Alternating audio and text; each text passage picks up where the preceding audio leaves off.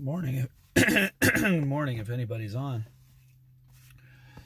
I'm sure we'll pick up a few as we go. I'm going to do something a little different today. Good morning, Stacy. Bird with hands in the air, medium skin tone. Or light skin tone. I got a bird camera. I'm parked, by the way. I'm behind the wheel of my car, but I'm parked. I'm not driving and fiddling around with this stuff. I've already driven before I fired up the stream. I'm just going to go sit for a little while. I'm going to take my camera, do something a little differently. Smuggler's ready. Smuggler's ready. I don't have a bird hat, actually, so I'm not ready. Well, you could. Hey, Young's Vlog, what's up? We just left the Scuffed Beetle's house not too long ago. And we're out on our own here. I've gone to a spot that I'm just gonna go sit for a little while. I got my bug spray. There's like remember me talking about a spot that I drive past where I've seen a roadrunner like twice now in the exact same spot. I'm gonna start there today. Captain Surf Dog, we're going birding. Oh boy, sounds like Blake is holding up the chain of bird hat making.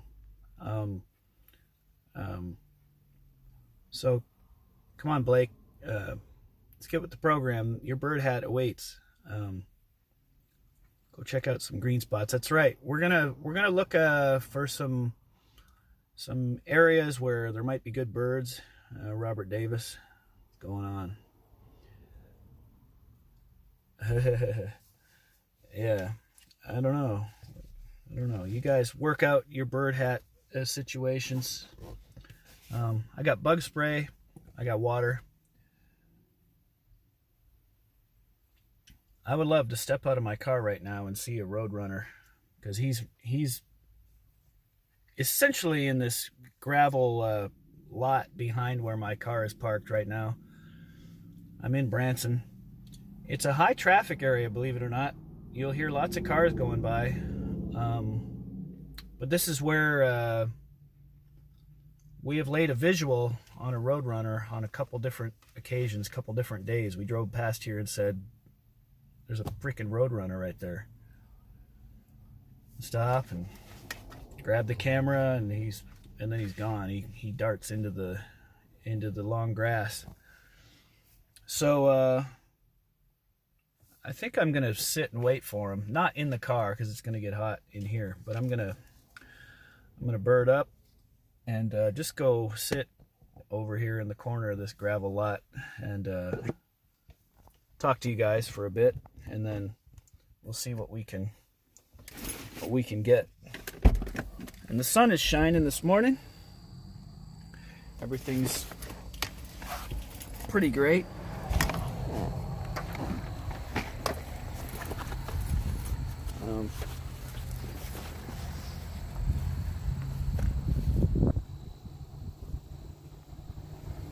Shut the car door here.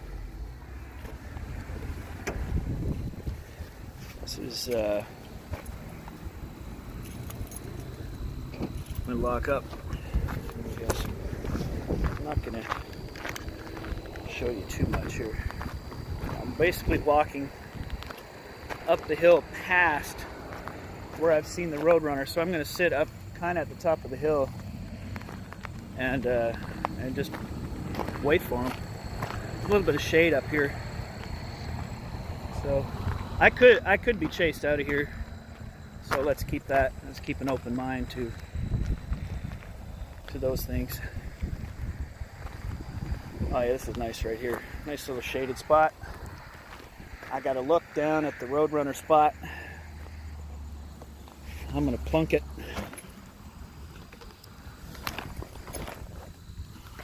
I'm just gonna plunk it right here in the shade. There we go. Oh, billboards. There's a little building behind me here. I'm not gonna... Do I have any snacks? Are you hungry already?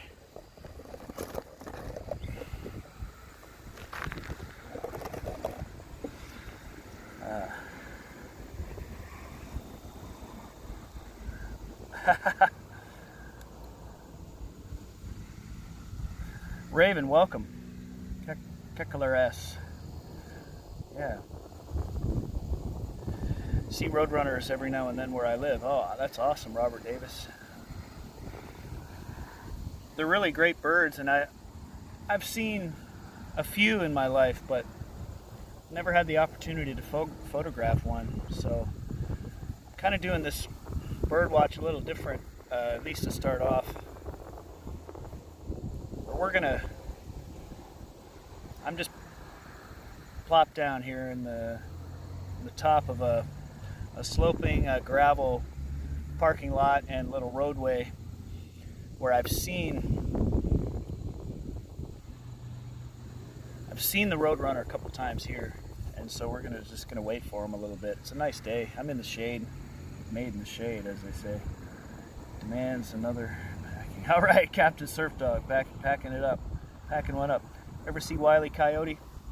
Seen lots of coyotes. A tremendous number of coyotes, alive and not alive. Yeah. I have snacks. Being rebelistic. Could be. Yeah. These glasses were donated to the cause by the Vagabondian community. The Vagabonds got together and said, "We need some glasses." So we responded. Yeah. Have I ever told you guys how much I like birds? That's kind of a silly thing. No. We just got to keep our eyes open and our wits about us. I'm out of earshot. My speaking voice is out of earshot of the little spot where I've seen the roadrunner a couple times. So hopefully he's not just like gonna hide from us. Hopefully he pops out and starts running up and down this little road here. So the terrain looks like this. It's kind of where I'm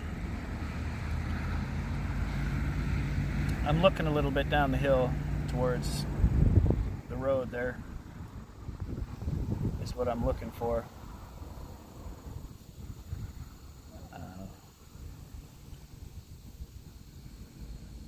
So that's kind of my view. That little roadway down there, down this way. See where that little bus went by. Somewhere between here and there is where the roadrunner likes to sit. And we'll rock and roll today. Birds and vagabonds really rock, yes.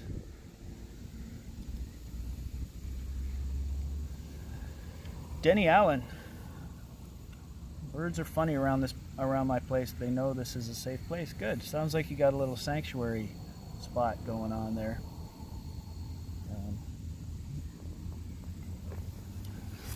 Yeah, that's awesome. Yeah, if you get the right kind of trees and plants around your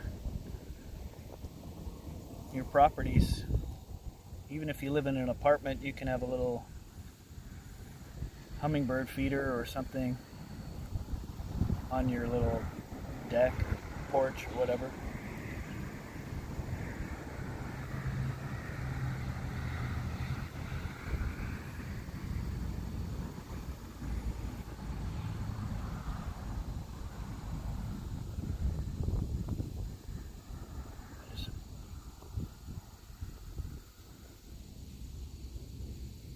I think I hear the roadrunner actually.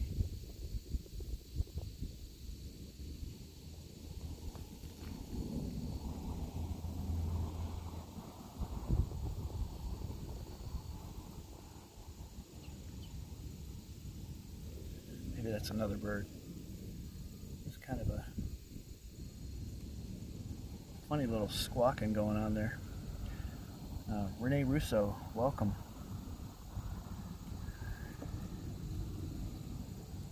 So Squirrels plant seeds everywhere. Yes, they do.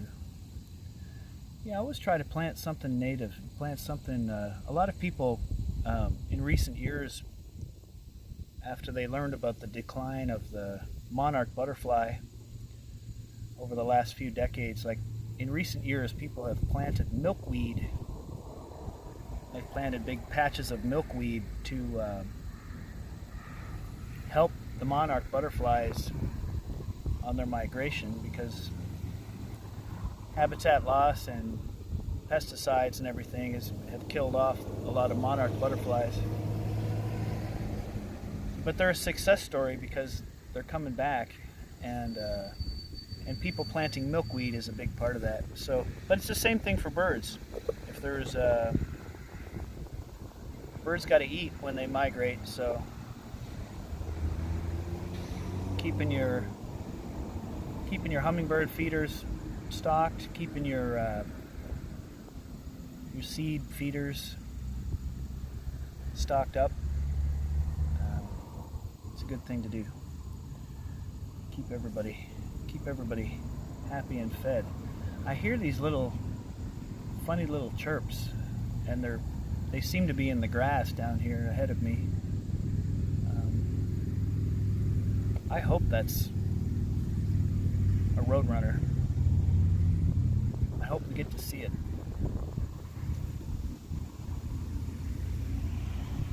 To keep kind of looking behind me, there's some flat land behind me here. That thing could totally creep up on me. And see that little spot?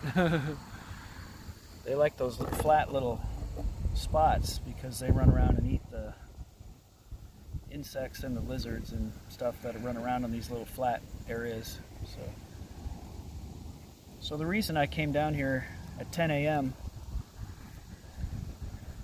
is because the sun is hitting this spot here and things are warming up, which means the food, the little lizards and stuff that roadrunners chase around and eat, should be becoming active now because the sun's starting to hit all these rocks and stuff in here.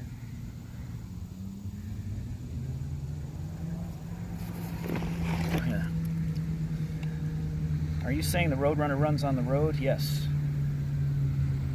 It'll run on any flat spot, flat bare spot. So in effect, humans named the roadrunner, but the roadrunner, could have just been a flat spot runner if it weren't for us making roads. We enabled the roadrunner to have a bit of open space. Oh yeah.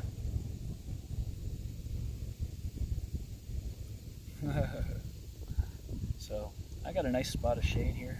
I could even move back a couple of feet, stay in the shade. Tell us about your camera. Ramona A in the house.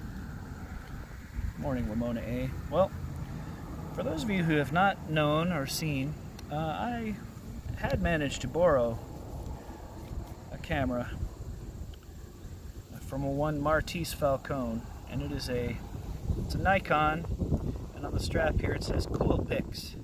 It's a Nikon Coolpix. It's a P900.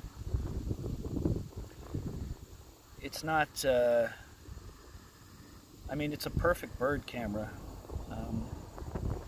For anyone who's seen any of the photos I've been able to get, this camera pretty much rocks, and it's got a nice zoom lens. It says Nikkor 83 times wide optical zoom, 4.3 to 357 millimeter, ratio of 1 to 2.8 to 6.5. So all of those technical things, equivalent 24 to 2000 millimeter here. It's a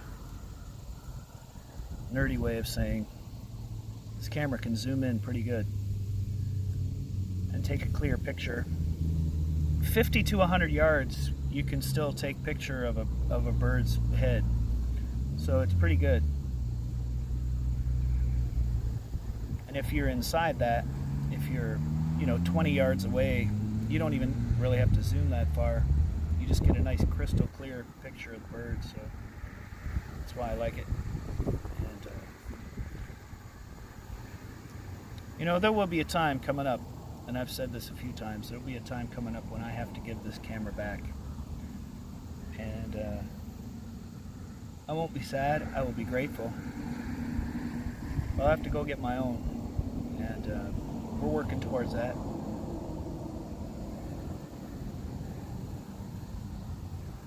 I've been playing a lot of shows and trying to save up, put a little bit aside.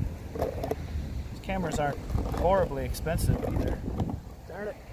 What am I doing? I can't even get this thing to sit in the gravel. Is that better? Put it back just a hair.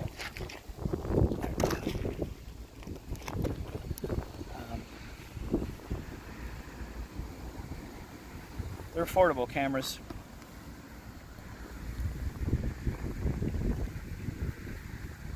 I don't know. So I didn't go out and shop around for this or pick it out. I just, Martise just came into the dressing room one day at a show. He goes, "Hey, you like photographing birds? Try this out. Try this for a while." And I have been. I've had it, you know, since the spring.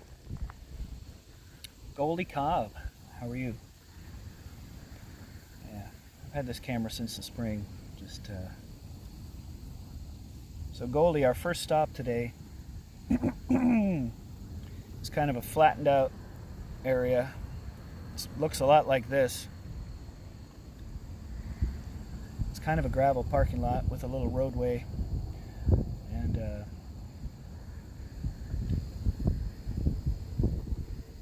I'm going to try to have a roadrunner come to me today, and that is in contrast to me walking for 5 hours trying to find one. Trying a little different strategy today. We need some cool bird pictures today. Yes, we do. Bird content today. And after this, you know, depending on how long this takes, and I'm certainly not in a hurry. As long as I got a little bit of shade, I can sit here for a long time.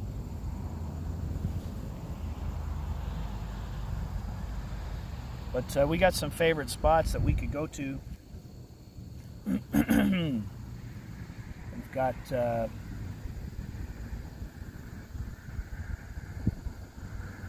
gotta keep my eyes open. Every time I see a little flutter down there, I'm like, okay, we're getting ready to see Roadrunner. Hopefully he'll just pop out of the grass and hang out in this open spot down here. Seen him twice, but it's been a couple weeks since we've seen him. We're going to try to let him come to us today. The weather is amazing. It's we could very, very well end up down on Bird Road later today. It's kind of going to be an easy bird watch. That's a vulture that just flew over me. Nice. I should fire up the camera.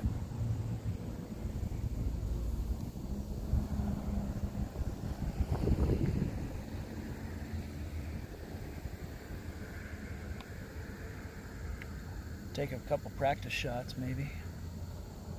Caw-caw. Roadrunner time, that's right, Rene Russo.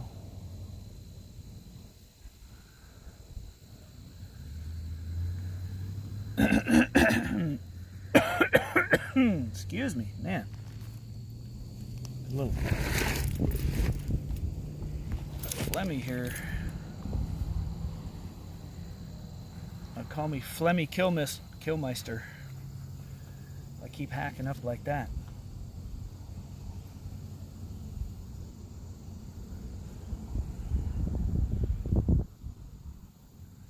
There is some wonderful properties around here where I am, where I wish, if they weren't private properties, I would love to go around, because I see up their laneways and stuff, there's native plantings and everything up some of these laneways, and I love to sit in a lawn chair in the shade and check out some of their bird action. But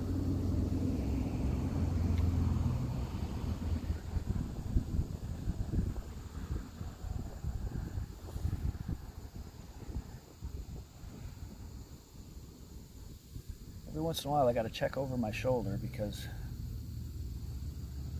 there is that wide open space behind me too. And just because I haven't seen a roadrunner there, it doesn't mean that that's not his favorite spot. It could be his favorite spot in the world. He could run right past me and I'd be like, oh.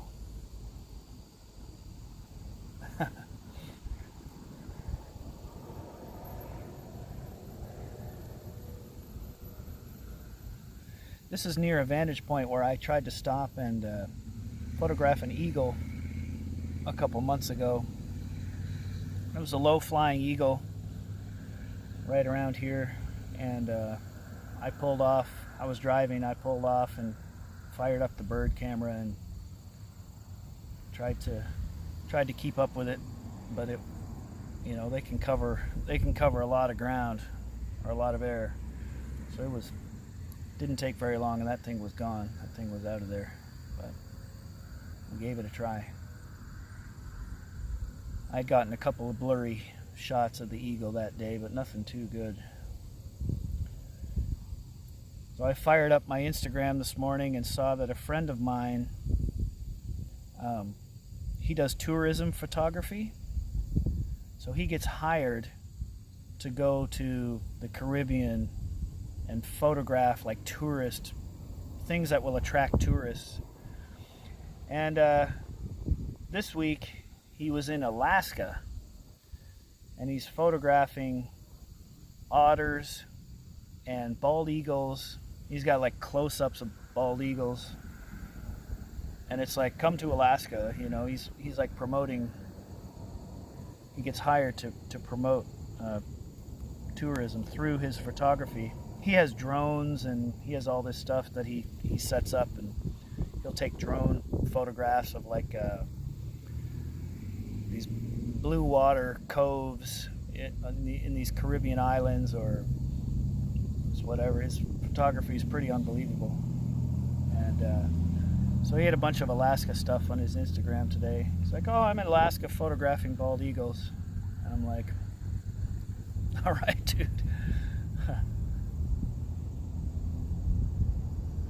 He and I took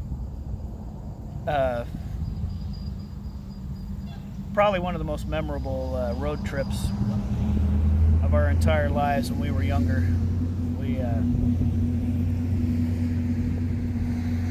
basically drove from Ontario out to British Columbia and back, taking many detours and seeing many sights.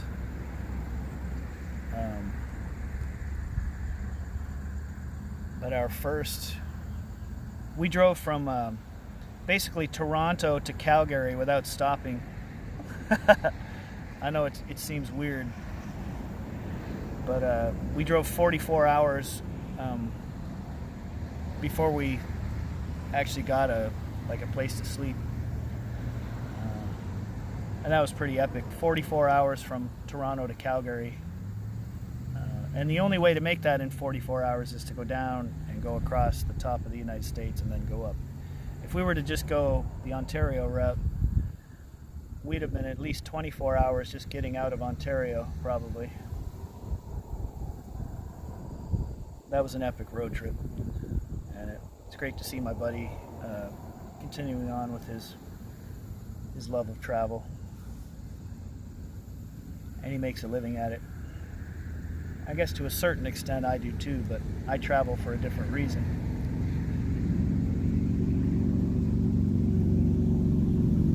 I travel to play gigs, and sometimes travel for fun as well, but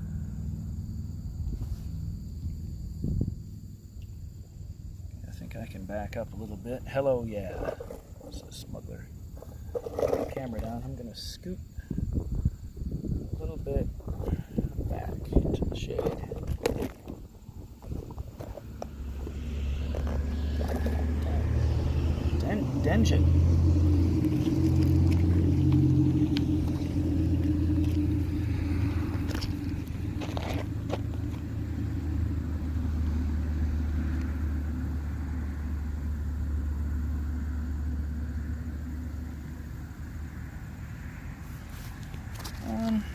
else we got? What's going on in your lives? I know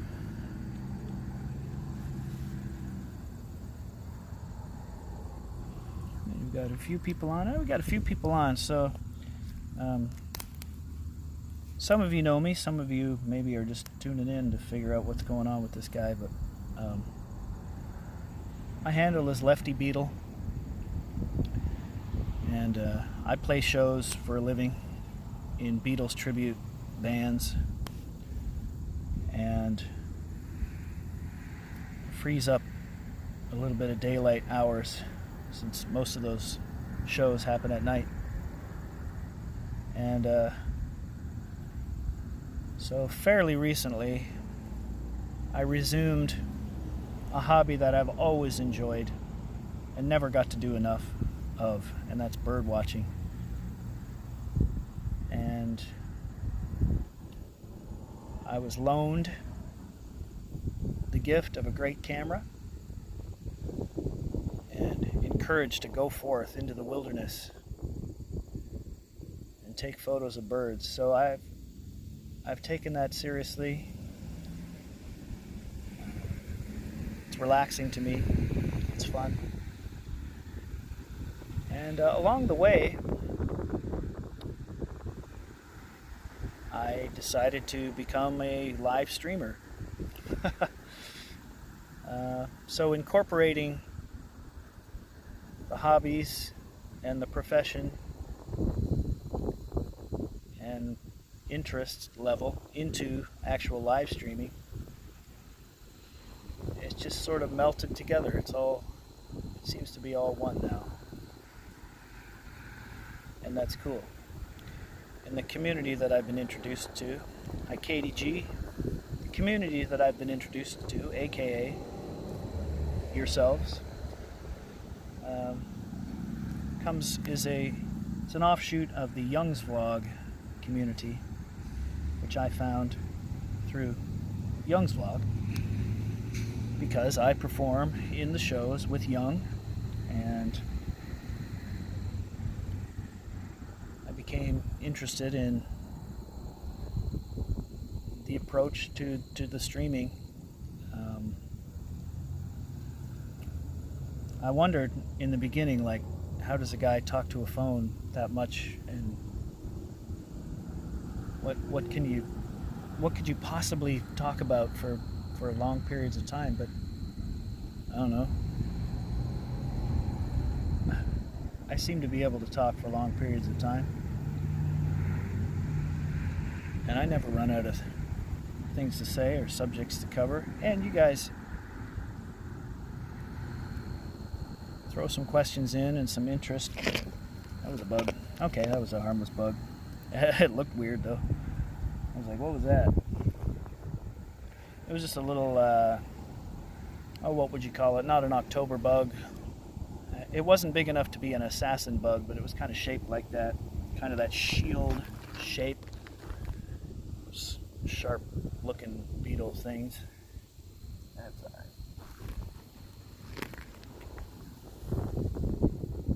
So today's subject is birdwatch. You started off today. The Datvickians have assembled and have arrived. We welcome all Datvickians.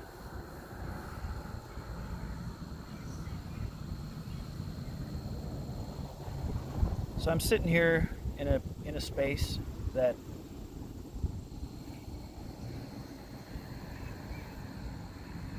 boy, somebody's listening to it. Sounded like, I don't know, that might have been hip-hop music. There was a vehicle went by with some really loud vocals. I couldn't really hear the music, I could hear the vocals. Maybe they were listening to EBZ. So let me just pretend that big dually pickup truck driving by in Branson, Missouri was rocking some EBZ. Let me just pretend that was the case.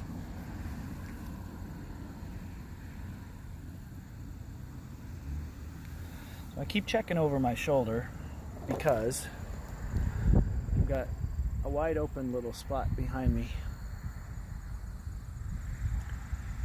And so the spot in front of me, well, there's that bug again. Go do something. Go do something. I hope he doesn't bite me. He's not going to bite me, is he? It's got to be harmless, right? All right, see you later. Go get a job. All right, so I get this flat area.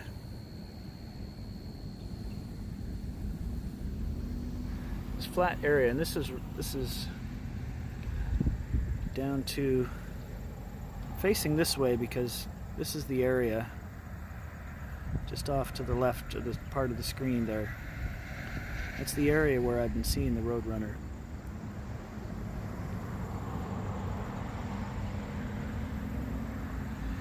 And so I've parked it up here to try to get a shot of the Roadrunner. So our approach today is kind of let that come to us. I'm going to check my shade situation out here. I can't back up much farther because then I will be in the long grass, and I don't think I want to sit in the long grass.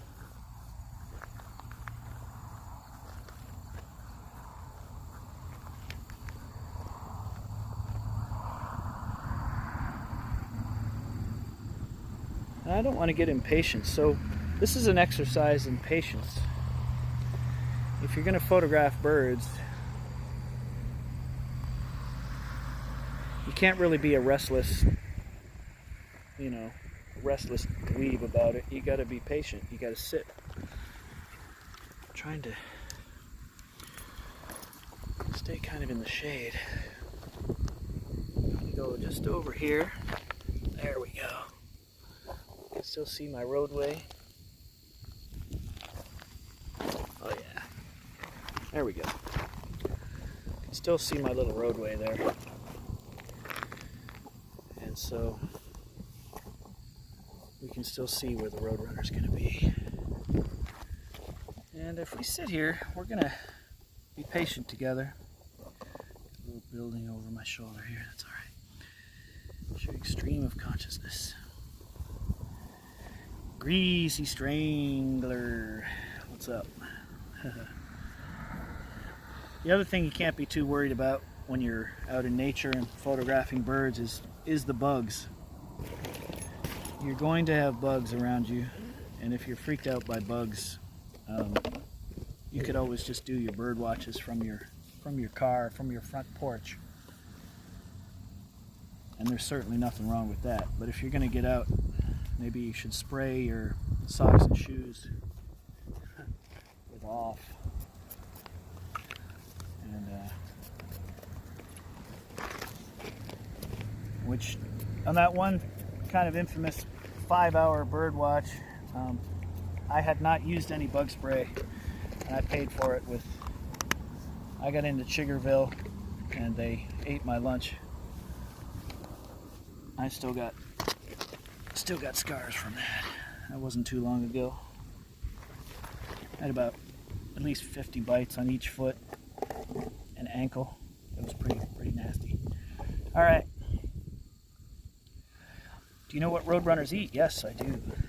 Yes, I do. So, we're in the Missouri Ozarks right now, and from here down through Oklahoma and Texas, and then on out to the west, like basically the southwest United States, there are all kinds of little lizards, little geckos and skinks and stuff like that hang out in the rocks and run around on the flat spots. And there's other things too, but most of the things I read about Roadrunners is they eat those little lizards, so they'll run around and scoop those things up. But I think they eat snakes, and I think they would probably eat a lot of insects, I would think.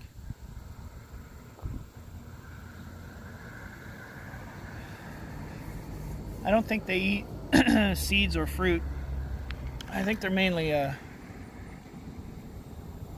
protein, carnivorous protein eater.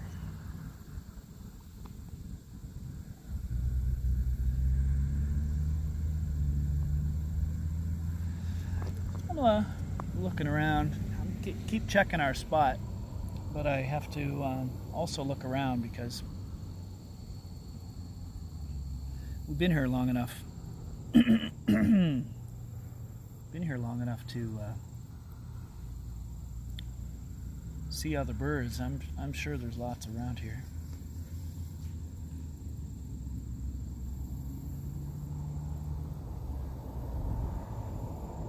I almost always see birds on the wires or the top of billboards or whatever's around me here.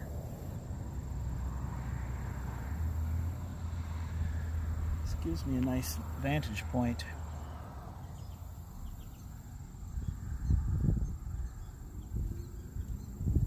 I'm hearing some cool birds. I gotta find out what's making that noise.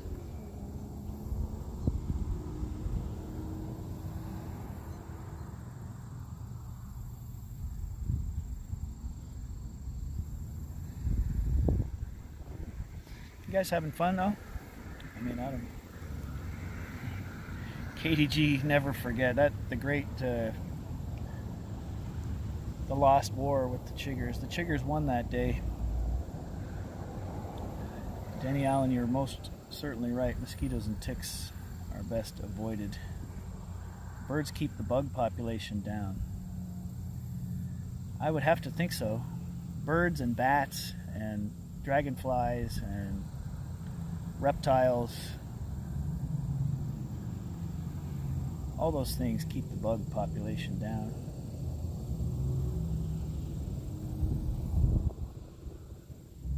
That is certainly true.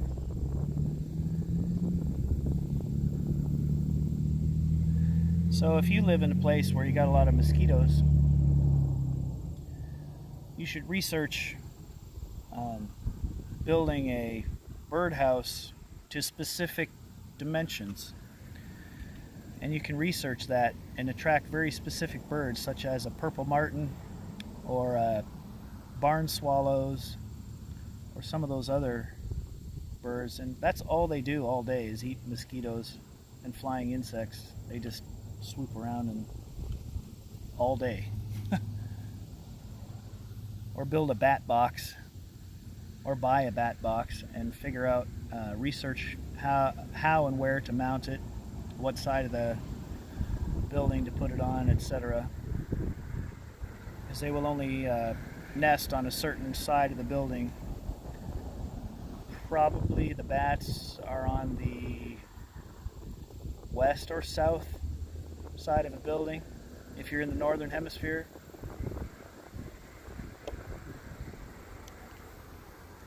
But attract some of those insect eaters to your yards, you guys. You can give birds and bats a place to live, and also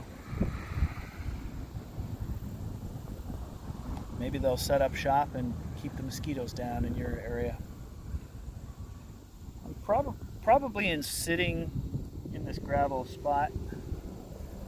I keep hearing beautiful little chirps coming from all around me here. I would like to get some shots of whatever's chirping around here. I'm probably a prime spot here for bugs to find me, but it's going to happen.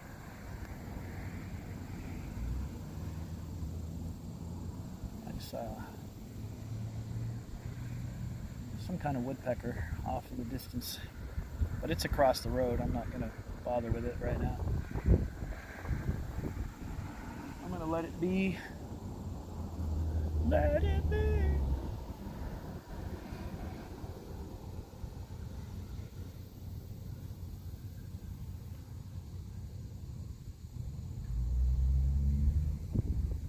just going to enjoy the outdoors.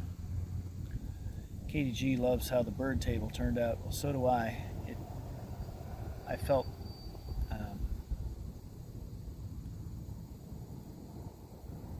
it's a really awesome piece of furniture. And if anyone on here doesn't know what a bird table is, well, it's the bird table. So I was getting ready to come to Branson a few weeks ago, and I drove past a place that had all their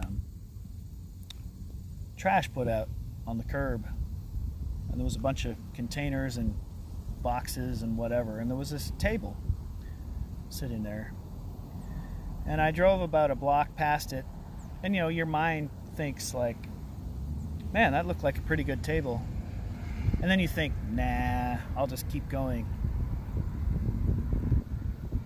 Then my foot hit the brake, and I said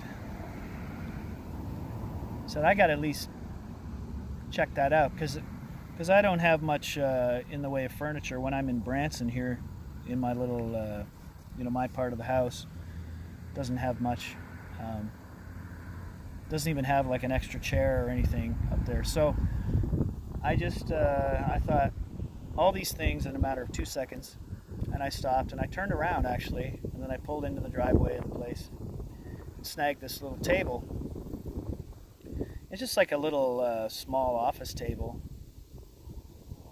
and I immediately thought that this table's really scuffed on the top, but I think we could paint it. And knowing that Nini is an artist, and Nini is a resident along with Young and I at the Scuffed Beatles house. So I thought, I'm going to take this table to the Scuffed Beatles house with the idea and purpose, cleaning it up a little bit, and then seeing what we could do on the surface. And I started thinking about what I would want on the top of it, and we got out the paints, and I laid down Nini put the paints on the table, and I put them out for the sky portion. And then after that, so I can say that I helped paint it, right? And then after I was, had done my share, we dried it off, and then she painted a tree and then some birds on the top of the table. So really, really super happy with it. It's a unique, one-of-a-kind item, and from start to finish, I'm very fortunate to have that in my, and I'll have that for a long time. That's just basically going to be my office table. It's small, it fits in any room, it's the right height, it's got a little, it's got just like a little miniature version of a bar stool as a chair. I don't know if that will always be the chair, but right now, that's it. So that's what the bird table is, and I'm enjoying it. I've already got stuff on it. Put it upstairs yesterday, and we already got stuff on it. So yeah, after the bird mural was painted on it, and Nini clear coated the top of it for protection so it won't get scratched up, and the paint can be preserved on the top of it. Hey Nippy fan, what's going on? So we recycled, that was an act of recycling in a way. We recycled this table that was going to go to the landfill.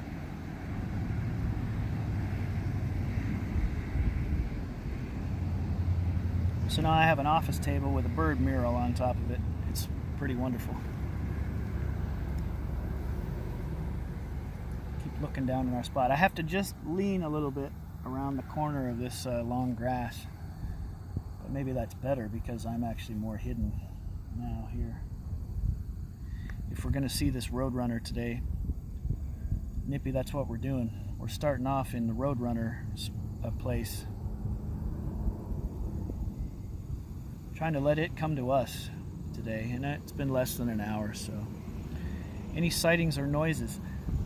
I heard some really cool bird calls maybe about 10 minutes ago, and they seem to have come from this grassy area over here. I want to think that that's the roadrunner getting ready to start his day and get out here and start finding food.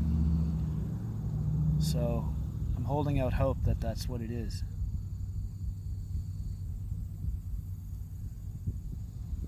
And this roadrunner can't be that timid. I mean, it's right along the side of a busy road. So, and I've seen it here a couple times, so it can't be like so shy that every noise freaks it out. It's got to be used to the rumble of traffic. It's got to be used to some of that. So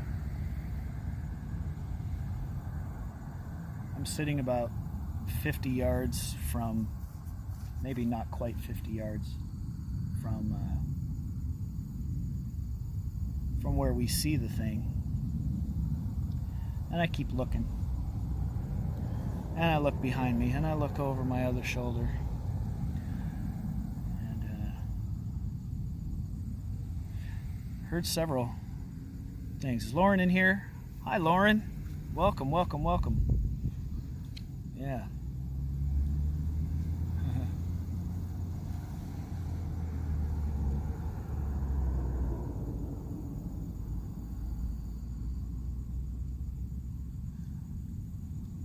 We've been enjoying our first little bit. I got a nice vulture here. I'll try to get. Shooting pictures of the vulture is it's good practice.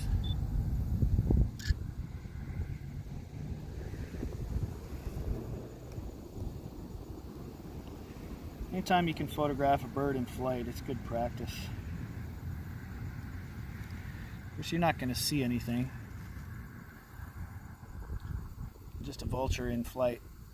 That's for Rene Russo. It's a turkey vulture.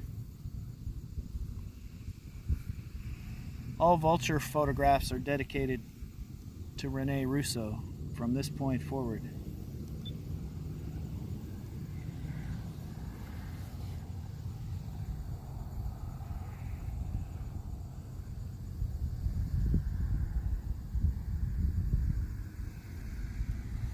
You know, I don't really, people mention Wile E. Coyote. Biff, bird in flight. That was a biff. That was a biff, everybody. I never really thought about this too much. And maybe it's a good thing that I'm talking and everything, but if I was sitting completely silent, like if I didn't have a stream rolling and it was just me sitting here, I would probably be a little worried, like a coyote or something could come out of the grass. Be like, oh, what's going on? Little grasshopper right here, he's cool.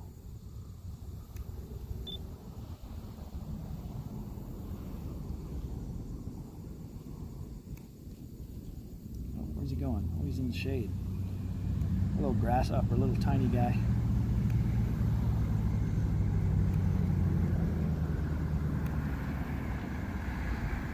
Yeah, he's doing his thing. It's one thing, the macro on this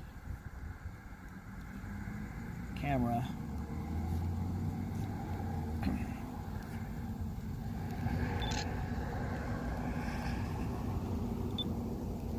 Trying to do a macro is kind of a trick, because I'm mainly a point and shooter, to be honest. I'm not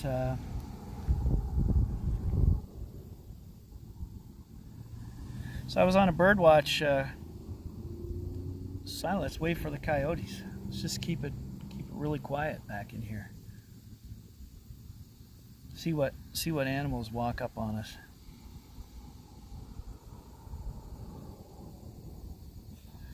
Yeah.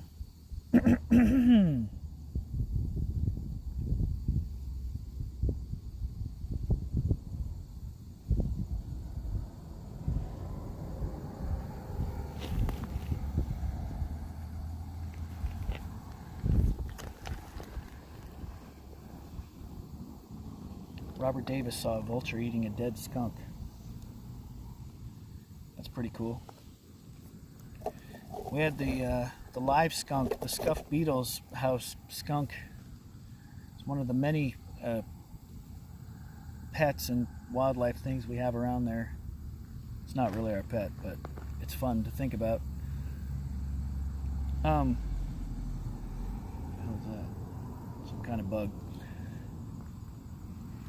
Man, Young and Nini were out there, and the skunk was like, it came barreling through, but it wasn't kind of bobbing around or foraging. It was like booking it. It was trying to get away from something. Tail was up. It was freaked out, and we got a glimpse of it. Just, it was running pretty hard, and right out of the yard and gone. I started wondering, like, what made it? What was the lead up? I wanted to see the last 60 seconds prior to when we were looking at it. I wanted to know what, like, we need a skunk cam. We need to, like, mount a GoPro to that skunk and just see what it does all day. Like, what is it doing? But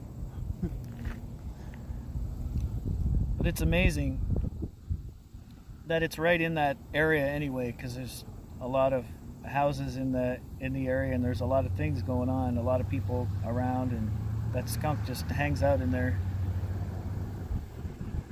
And we don't smell skunk in there, so it's not spraying everything. It's just there. And that's a kind of a funny thing. Let's get GoPro to mount the cam on the skunk. Yes. GoPro, if you're out there, he's probably sleeping. GoPro's still sleeping, I guarantee it. Titanic, hashtag Smith. What's going on? Hey, we haven't done this in a few minutes, so we'll do this to all the new people in here. All right, welcome. Got the sun over my shoulder. I'm sitting in an area where I think I'm going to snag a Roadrunner on this good camera. Yep. New GoPro 8 looks cool. We should get one.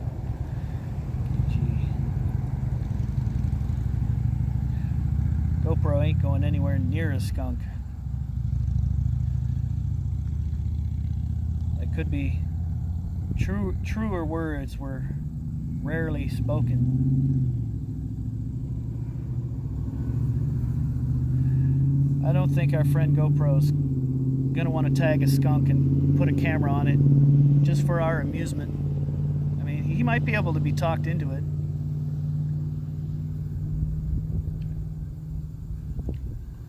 Let's see, I'll take these shades off for a second. I have to look around some high grass here to see the flat spot where the Roadrunner is, but that makes me hidden. And I think this gives us a better angle for the Roadrunner today. And we'll give this a while, guys. I'm running out of shade.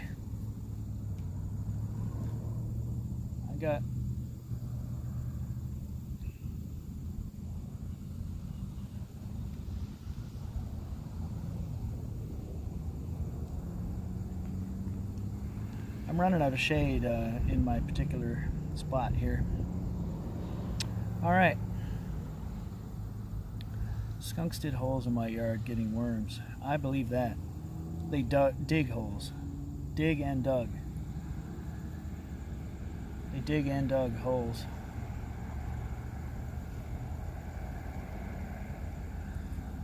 I believe that. They like to eat worms and grubs, and they'll dig on them. It's probably fun when a skunk comes across a mole in the yard. I imagine that's fun. I imagine the mole tries to get it. Yeah. Oh.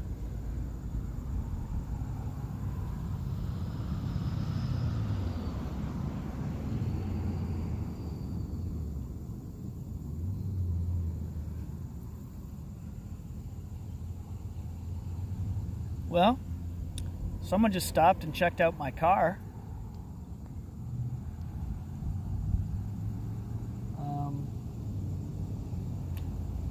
Then they kept going, so I hope, we could get chased out of here, no question. And I'm not really afraid of that, but I want to be respectful wherever I am. I'm not I'm not out here dumping trash. I'm not doing anything. I'm just trying to get a picture of a roadrunner. That's a pretty good excuse. If somebody comes and chases me out of here, I'll just leave. Oh, Greasy Stranglers listed as some Agent Orange. Heck yeah, that's a great band. And I got to see them a couple times. I've got to deliver some bird content, you guys. That's the whole goal. I feel like I've been running and pushing so hard on these gigs and traveling that I haven't had the real bird time just sink into a bird watch. And I need this so I'm not thinking about all the things that that was a flying insect, landed right on my ear, and then it landed on my glasses. Yeah, Greasy, I hope you get to see them again, because they're good band, good live band. Yeah, the Roadrunners, they're most likely hanging out in the long grass. No doubt about it. I don't. There's lots of it around here, and but they got to come out in the clearings so they can run around and eat their insects and their lizards and their little snakes or whatever. They'll be around. And they're a good fall bird. I was in contact with a friend of mine who's a bird watcher, and he said, yeah, they're great birds to see in the fall in this area. So I'm looking forward to a nice fall of all the cool birds. You can hear the traffic. We're right by a busy place, so. But this is a place where we have confirmed visuals of Roadrunner.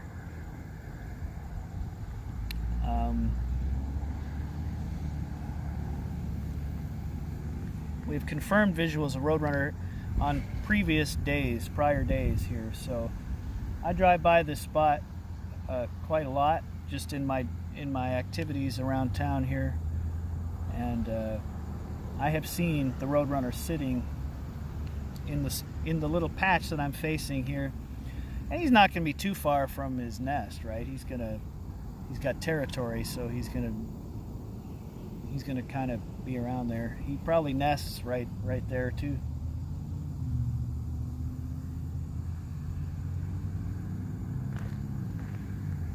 They can be elusive, as we know.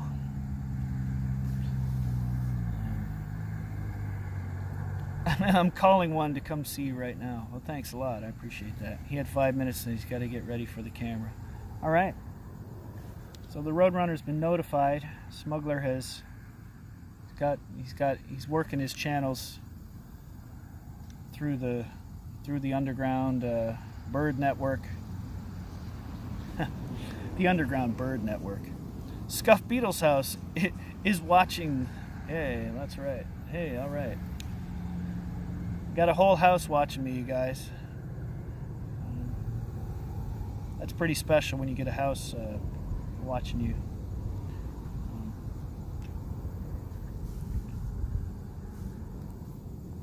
What are you doing there, you little goon?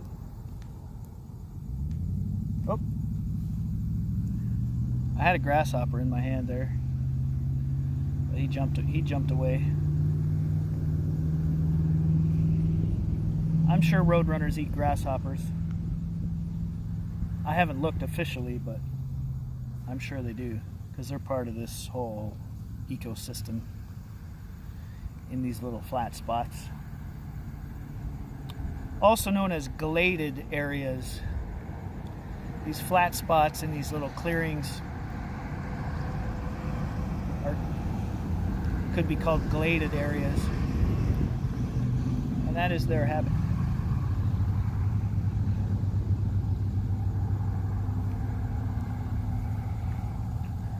Yeah, I think we'll drink some water. What do you guys think? Should we drink some water?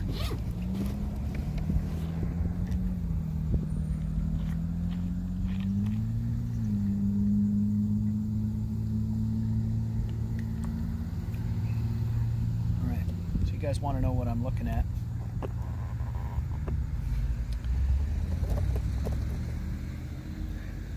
Kind of looking at this. There's more of a road in behind this grass. So in behind this long grass that's across from me, in that beyond that is a little like a gravel driveway kind of thing, where I've seen the Roadrunner. I'm kind of hidden from it. Where I'm sitting. So, oh hey, and their brain sample in the house today.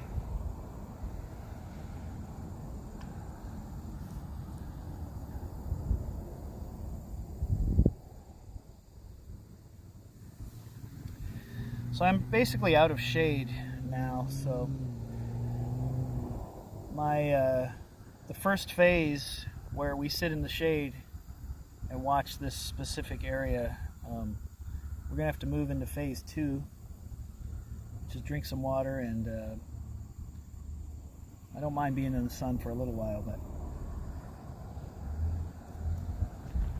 got to start thinking about our sun beating on the back of our neck here. It's not terrible out here. It's warm, but it's actually a really nice day. It's a really nice day.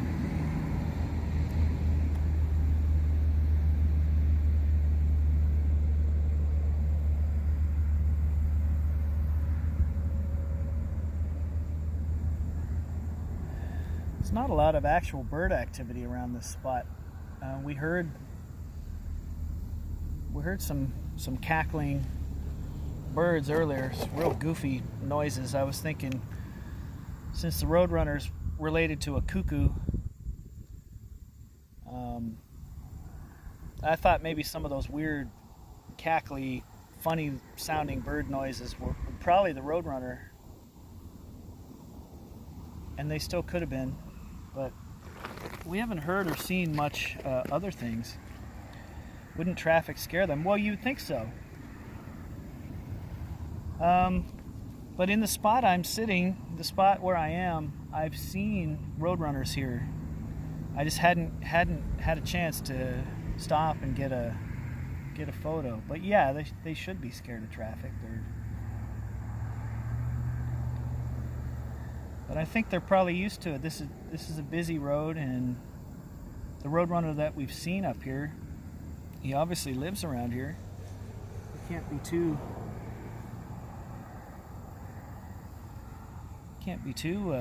afraid of it.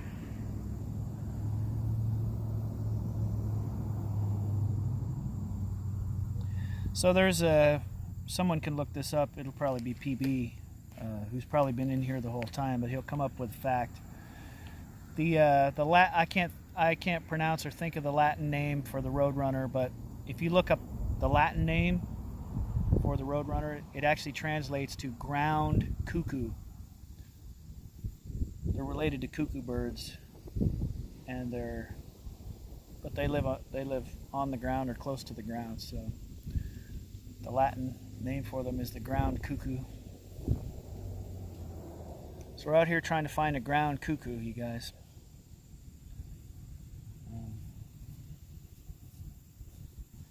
I've never really walked this property. I'm on. It's not even private property. I believe this is a public. This is owned by the city or the county. So technically, it's a taxpayer-owned piece of land.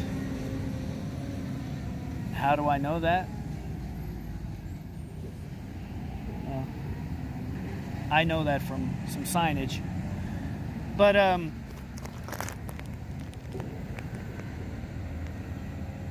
you know, I could still get chased out here. The sun is warming me up. Well, good. It's warming me up too. I'm gonna use the bird hat to shade the back of my neck, and I'm gonna look pretty funny here for a minute. The sun's starting to hit the back of my neck pretty good.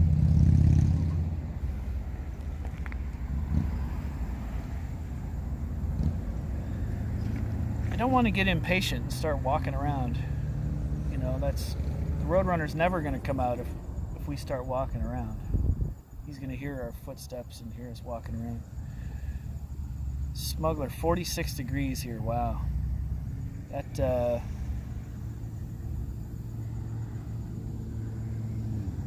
That would feel pretty awesome right now, actually. Do you remember sunscreen? Nah, I don't have any sunscreen today. I don't plan on being in the sun for a long time. In fact, my sun tolerance is starting to wind down in this particular spot. Now, could I be a total like luxury bird watcher and just sit in my car and wait for this bird? I probably could. I could have actually probably got my car up on this little flat spot here facing the sighting area, but I didn't. Keep looking. I don't want to. I want to be patient, but I also don't want to get sunburned. You know, I'll always take one for the team. We had the Chigger extravaganza. We took one for the team on that. We've been sunburned 2 or 3 times this year watching birds. Playing outdoor gigs. It's never the goal, it's just a side effect. It's an issue, it's a problem.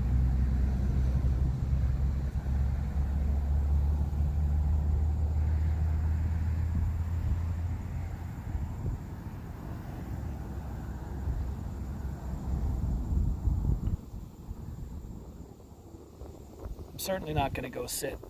I'm certainly not going to go sit in the high grass, which I heard some rustling around a second ago.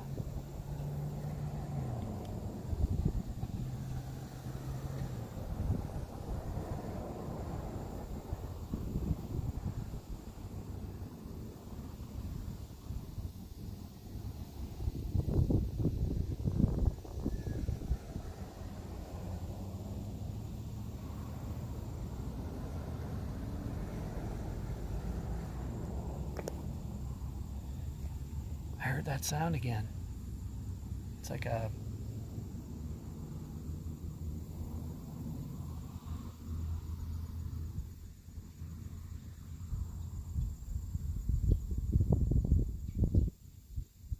You guys hear that?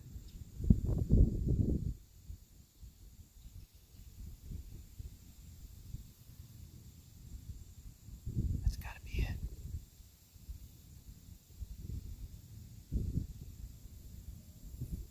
Titanic, thanks for looking that up.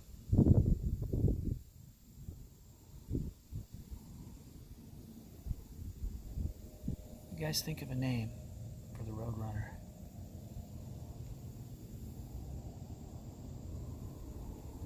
I do think I actually hear it. You give up these, like, it's almost like clucks.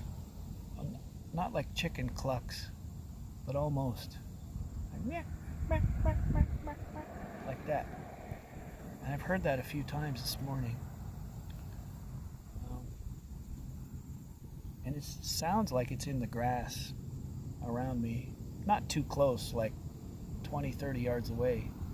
But I think I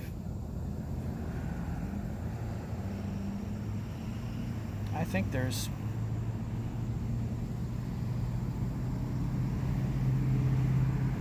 activity.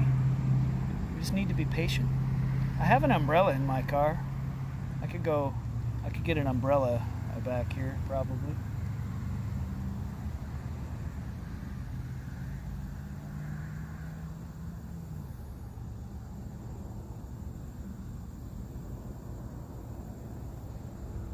The sun and the heat actually feels pretty good. And I forgot to upload my chicken video. How could you forget to upload a chicken video? You live for chicken videos.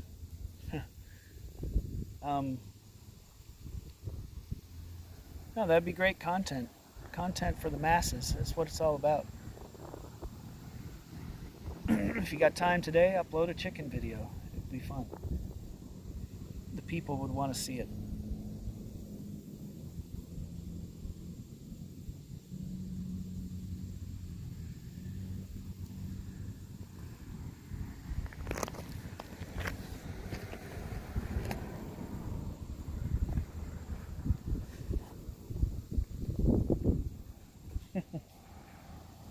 Name it. Did you mean, hey, Titanic, do you mean name it, comma, lefty, as in I name it? Or do you mean name it lefty? Let's call it Lefty. Lefty the Roadrunner. That'd be what I would think. We'll just call it Lefty the Roadrunner.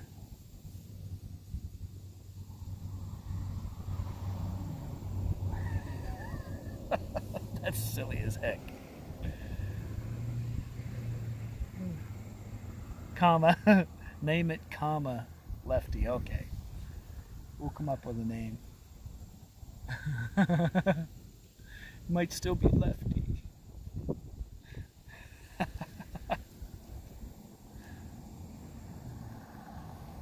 I'm surprised that these power lines and a few trees around my location here. I'm surprised there's not birds flocking all over the place up here. This is kind of a, I mean, it's near a road, but birds are near roads. I'm surprised there's not birds up on the power lines and in the tops of these. There's a couple dead trees over here. I'm surprised there's not birds all over here. Because he lefty and he was sitting there all day. Yeah. Yeah. He leftied me. He leftied me. Oh gosh. Fox in the hen house, everybody.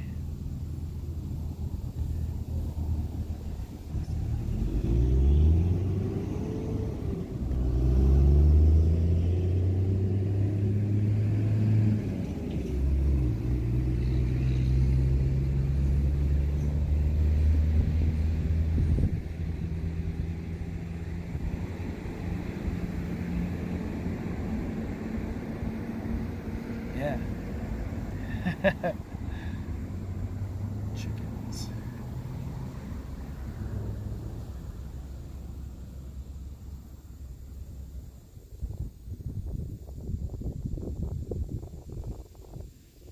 So even if I think I know where the Roadrunner nest is, I'm not going to go down. I'm not going to get close to it.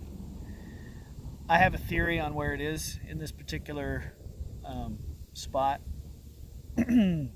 But I'm camped out, you know, like I say, 30 to whatever, however many yards away I am. I can't think, 30, 40 yards away.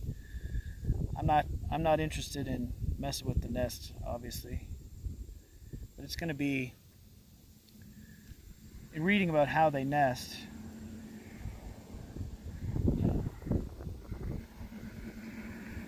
yeah, I give my phone a little shade.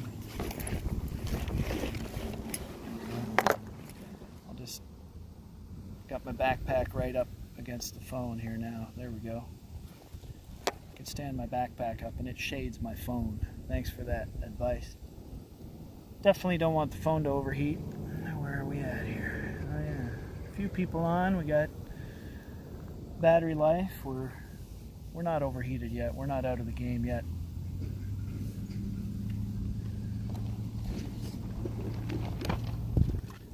Stay hydrated though.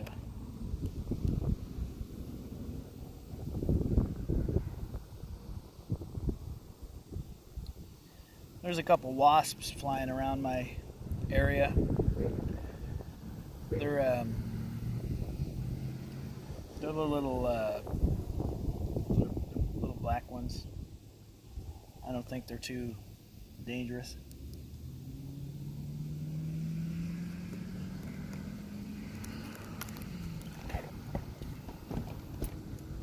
Yeah. All right. Okay, the phone is, how much is in the shade? About half of it's in the shade here. There we go. Now the phone is in the shade.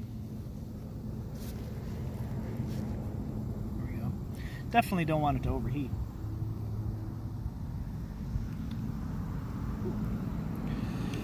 The other thing about sitting for a long time is when you do go to get up, you're gonna feel it. I feel like I gotta shift around here a little bit or move somehow.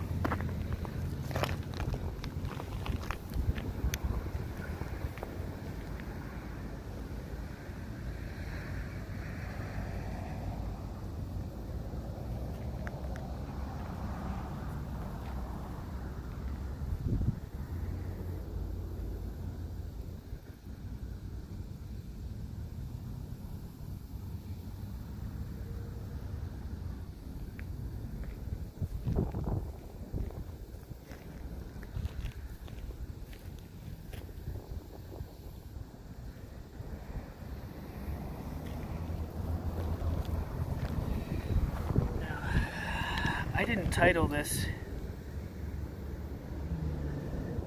title this bird watch like Roadrunner Quest or anything like that. It's just kind of where I started today. What do you guys want to do? Hang out for a while and get a little more sunburned, or do you want to go around to some other spots? I know there's a place I'm really itching to get back to. You guys remember the Bird Grove? We used to live at the other location. We had that whole back area behind the lodging, where we would see the deer and the birds out back. Do you remember that spot? The Bird Grove is a peaceful and very special place to me, and I think I want to hit that at some point today. And maybe it's time to get out of this sun. And there's lots of shade down in the Bird Grove. Maybe I go there. Do I go there? So I got one vote for the Bird Grove. That's not a knife. Plus we'll get our phone out of the sun for a little bit. Take a little drive. It's not far away. We can be there in a matter of minutes, you guys. Or we can go to Bird Road. That's the other option. That's farther away, but the Bird Grove, there's another vote for the Bird Grove. 1 for the Bird Grove, 2 for... I'm hearing that sound again. I mean, I'm not going to leave immediately. I still think there's a Roadrunner to be had here. I'm going to give it a few minutes. Okay. We're squealing their tires around here. So our next stop, I think we'll plan on doing the Bird Grove. There's always birds there. That's where we photographed all the tanager stuff.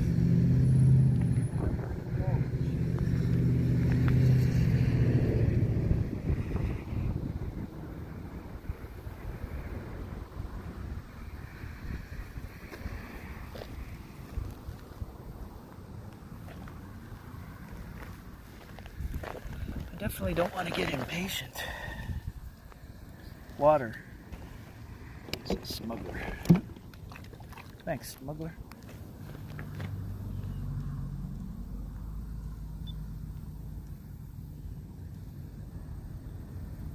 I just heard some more of that clucking. I gotta be sure that the roadrunner's right around here. I gotta be sure of it.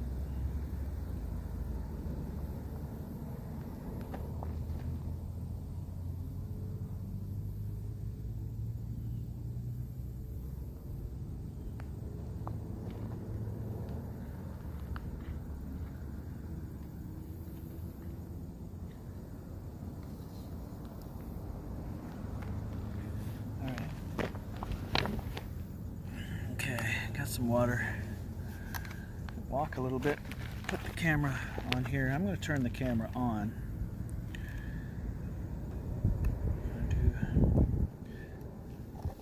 So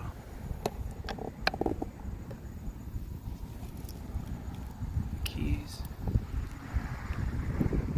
I don't know. I want to walk this property just a little bit. Just not to be invasive. Not to be an unruly trespasser, but you got to figure bird watching has got to get you just a little bit of a pass. Like, oh, you're a bird watcher. You're one of 60 million bird watchers in America.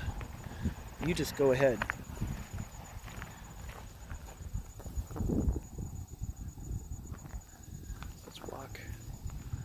Let's walk some of this. I'm going to walk to the end of this little road and back.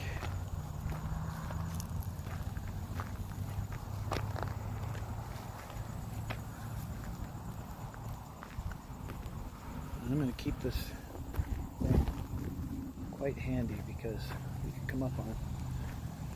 There's nobody back here, so we can come up on some.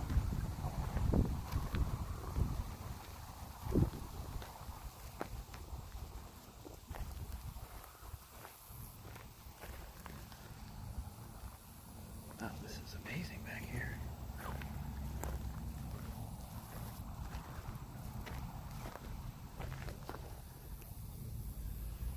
So look at this. This is prime roadrunner territory right here. It's where we just walked from. Robert Davis, have a good lunch, brother. Thanks for checking in. We'll see you soon.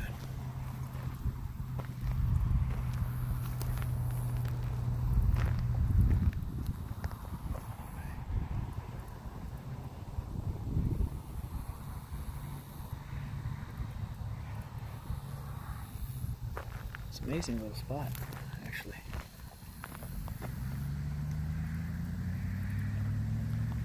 Alright, I'll bite. I'll go down this other little road.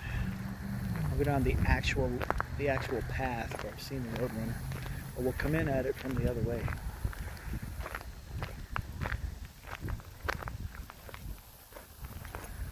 Definitely don't want to disturb.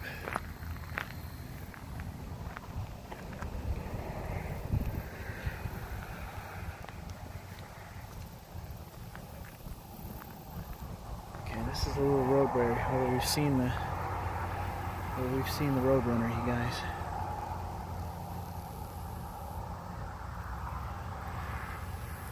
Let's go down this way.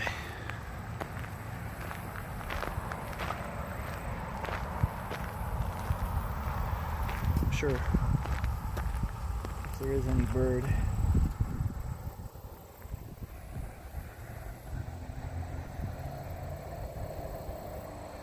Gotta be some good birding in here, right?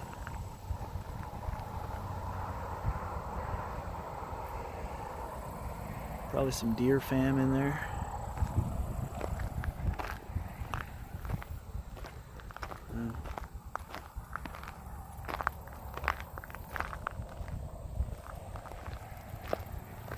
Oh, there's a little lizard. I saw a little lizard. No wonder the roadrunner likes this place.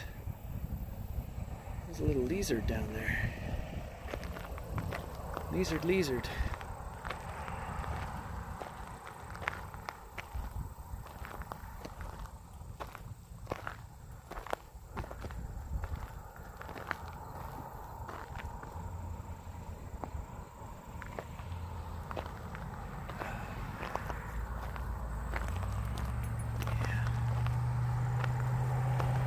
Alright guys,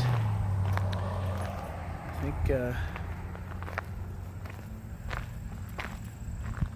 old Roadrunner's not going to show himself to me at the moment.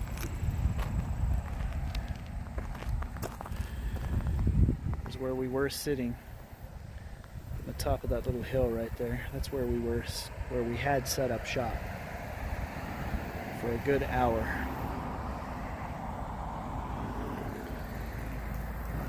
Look for droppings. Oh, wait a second.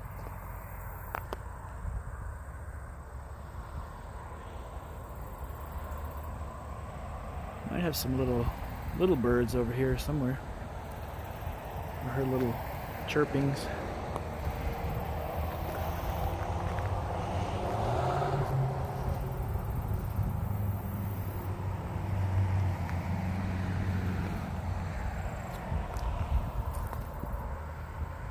Birdman watching the birds.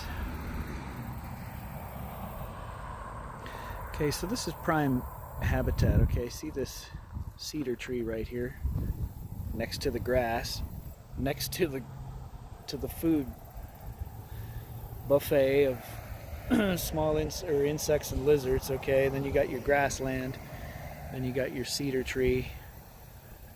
I mean, this is, I'm not going to go digging around in there, but you would think if there was a Roadrunner in this spot, which I know there is. He runs probably right in there, runs in this that little spot right there is where he runs into. Whenever I drive past and I see him, he's standing like right here, and he like runs over there and goes into the grass. So he's got to have his nest up in this business right here. His and her nest. I believe they mate for life, the Roadrunner. I believe that is a characteristic of the Roadrunner, that they mate for life. And when they're not sitting on eggs or raising young, they separate. But the same ones find each other in the next mating season. The same two birds come together in the mating season. But when they're not in mating season, they spend time apart. Isn't that interesting? It's an interesting thing about... I just found a pick in the side of my car door. These picks glow in the dark. Lefty beetles picks glow in the dark, by the way. That's a interesting bird fact. Alright, bird facts with Birdman today. Let's go, let's head on over to the grove, the bird grove. I miss the bird grove. I'm gonna put, here's what I need to do. Whoops. I need to unhook the phone. Oh man, that phone is hot. Holy cow. It's like burning to the touch. I'm gonna hook my battery into it. Just a sec.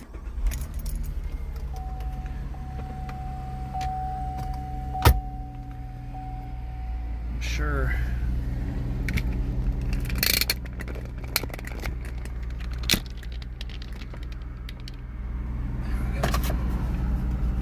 Parking pass. Alright. My phone could fly out of here because I have it tethered to a cable. It's probably pulling it out of the slot here, but I think a few minutes of charge on this would be okay. Alright, let me cool down just a hair. And I'm not a huge sit and idle a vehicle for a long time, but I'm gonna cool down. I think that's totally legal. If you're out in California, you can't idle your car longer than, I think, 3 minutes. So if you're sitting in your car for 3 minutes idling in a parking lot, they can come along and write you a ticket. So even if it's 100, well, if it's 100 degrees, maybe you get away with it. Maybe you could talk them out of it. All right, so I love the little Roadrunner spot, and I'm not going to give up on it. Today is going to be a hot day, and it's what, 11 something? Gosh, it's almost noon. Yeah, noon is about time to get out of the sun for the old Birdmann here. It's going to be 90 degrees today. It's probably at least 83, 4, 5, somewhere in that area right now. So it's about time for the old Birdmann. Why is it hot out? Oh man, your guess is as good as mine. No, this has been a late year. Everything this year has been late. So we had a late winter and a wet spring held on for a long time. Remember how most of the US was getting so much rain and cool temperatures in the spring, and everything just pushed back like this. I know it's October, but I think the Earth thinks it's like the end of August or something. I don't know. It's hard to explain.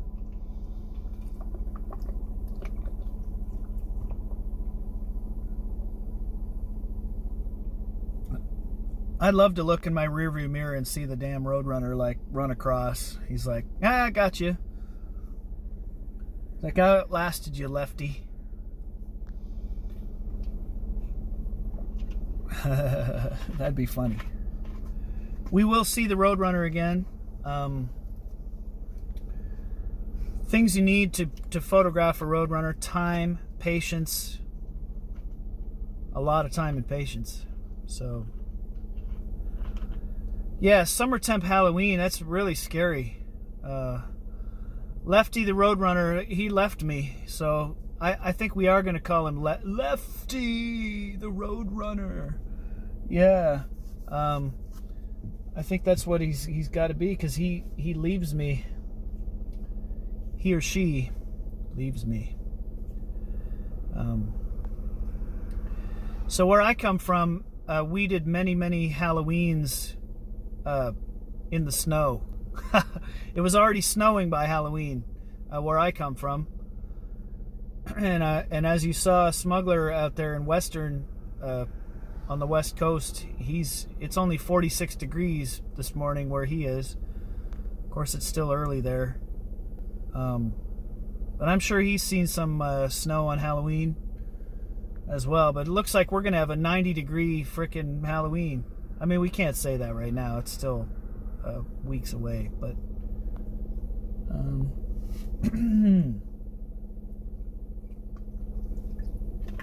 I'm enjoying. Couldn't imagine a Halloween with snow. Yeah, so it takes your costume planning. It takes anyone who's planning on doing anything skimpy in the way of a skimpy Halloween costume. You could, but you better have a winter jacket over it. Some people like to go pretty scant on Halloween for whatever reason. So no, our Halloween costumes had to take the cold into account a lot of times. And then sometimes when it was warm on Halloween, we're like, oh my gosh, no one was expecting it, so everyone's overdressed. It's a little hard to explain. Well, I think I'm ready to drive to the bird grove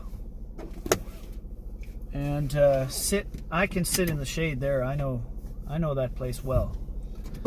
I can sit down on the docks or something. Have shaded areas. So, all right. The Roadrunner won this round. They're sort of elusive, They're not, like, as we always say in our bird watches, they're not going to run out and sit on your shoulder.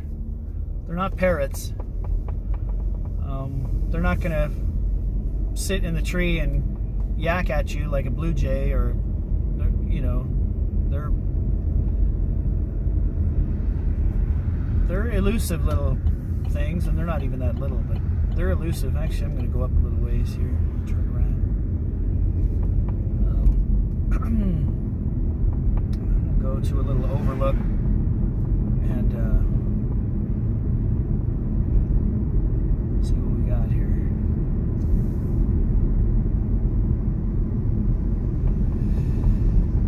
Cannot read chat for a bit while I'm on this road anyway.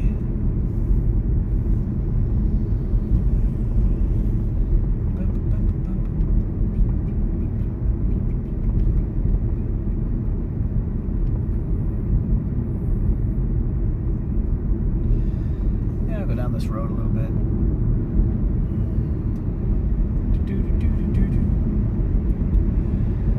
So hopefully there weren't too many bugs biting us back there. I certainly hope it's not Ticksville down in there. I'm going to turn around in this place.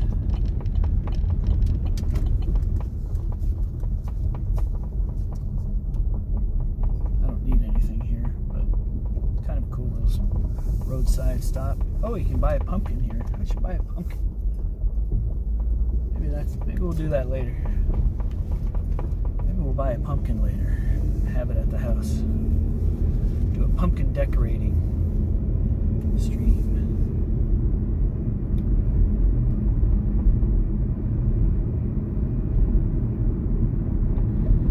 Fishing with Phil. Fishing with Phil, the stream is still going. We started off trying to get the Roadrunner photo again, and I'm not done with that, but on a day that's going to be 90, I think we got to call it for that portion of the stream. So right now what I'm going to go do, I'm going to go set up shop down in a shaded area in the Bird Grove, and it's right kind of near where, you remember the place that Young and Nini and I had in the first part of the season for Scuffed Beatles. Remember our lodging? And it overlooked a nice natural area out behind, and there's a parking lot there, so I'm gonna go park in that parking lot and set up shop in the shade there. I can squeeze out a little more bird watch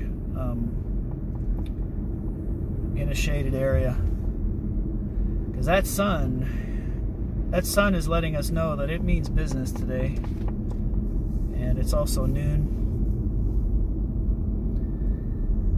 so we're not gonna push ourselves, because we got a show tonight. Not only do we have a show tonight, but we've got an outdoor promo that we do on Wednesdays,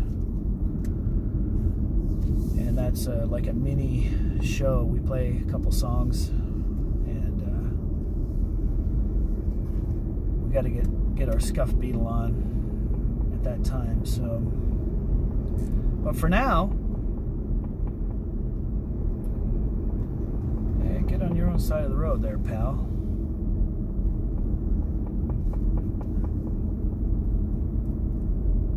This looks all familiar down here.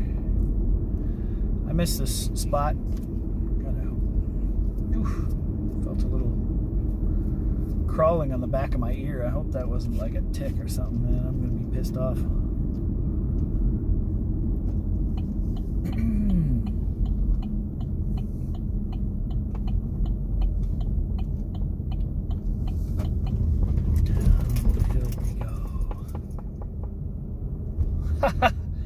I don't know if Young's watching, or Nini, but there's not a single car back here. Not a single vehicle in this whole spot back here. I guess I won't understand why they moved us from one spot to another, but there are 0 cars in this spot. That whole living place.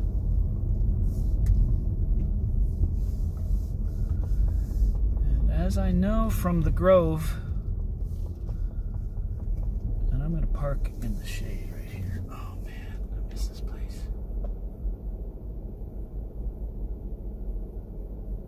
Wow, the memories. Birdwatch. You know, my first live stream birdwatch was right here. And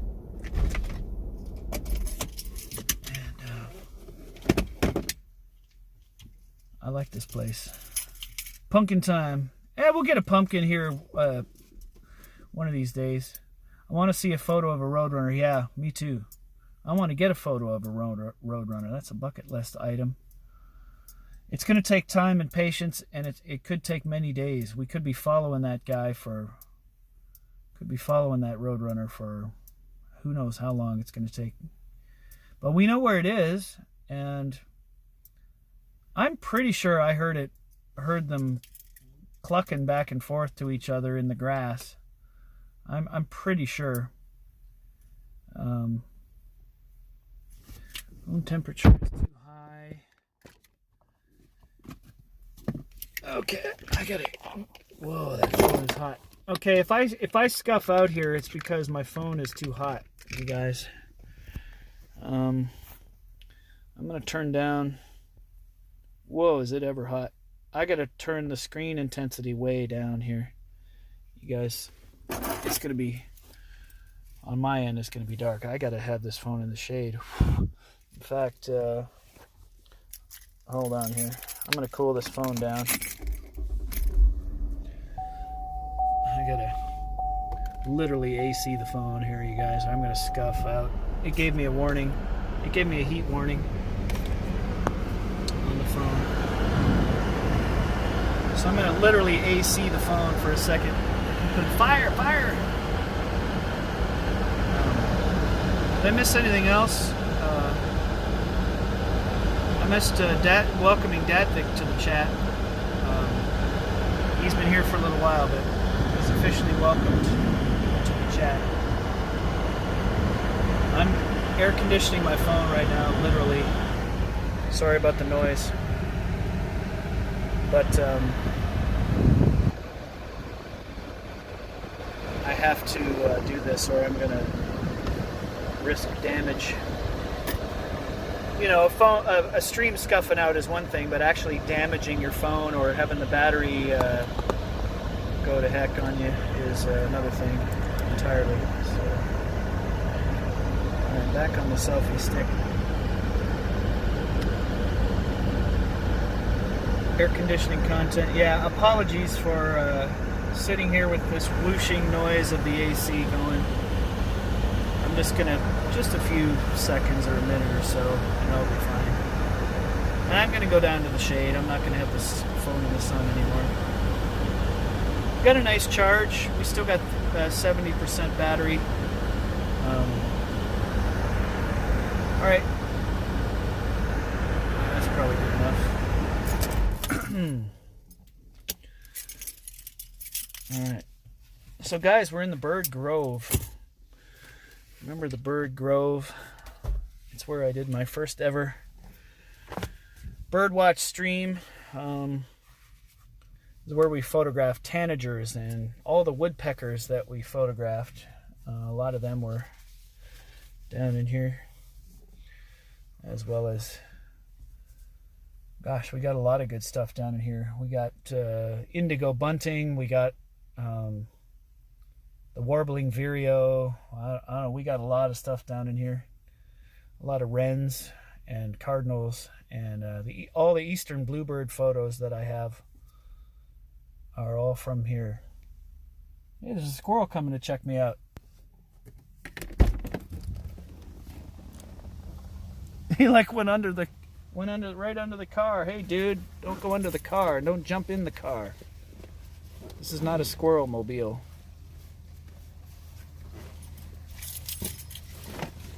He thinks it's a squirrel mobile, you guys.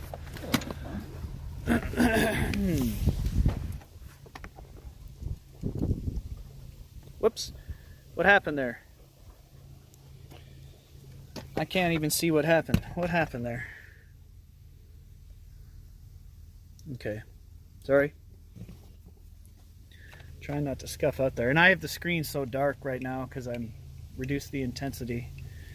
I couldn't see what happened there, but I accidentally hit the back button and it wanted to back out of Streamlabs. So we don't want to do that. I was trying to show you the grove. Remember this grove? Remember we walked around this grove here? The red-headed woodpeckers. Red-headed woodpeckers in these trees here, do you remember? This little spot down here, this little water area. I'm gonna go down here. I want to go down and plunk myself in the shade. Oh, there's a bird. See, the bird grove, it doesn't disappoint. There's another bird.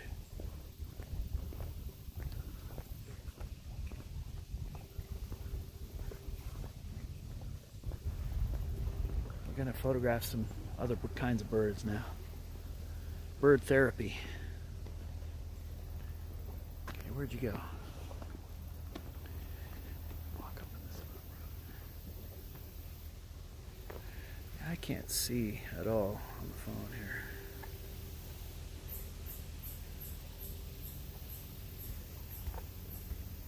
There we go. Maybe he thinks I have bird feed, yeah. Okay,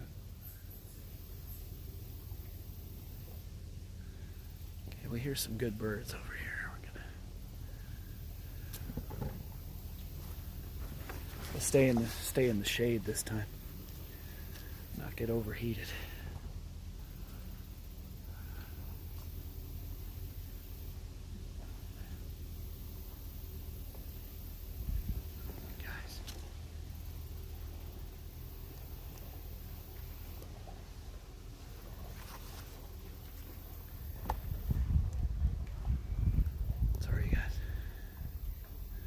Birdmann's on the trail of birds now. Heck. It's better say full battery. I charged it. Hey,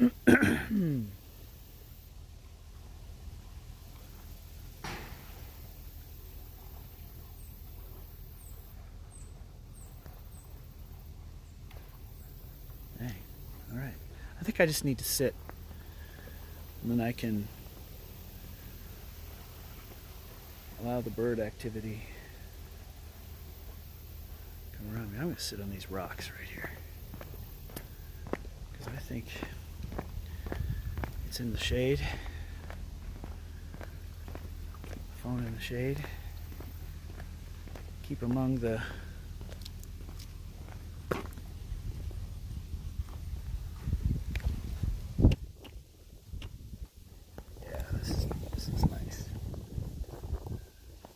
might have to walk around a little bit if we can get the birds going.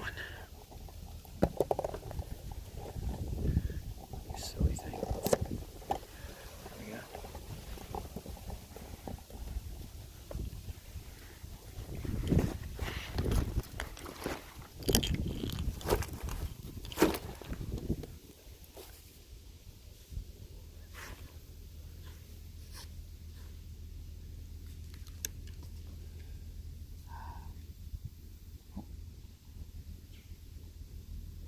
Red-headed woodpecker. Red-headed woodpecker has welcomed us to the neighborhood.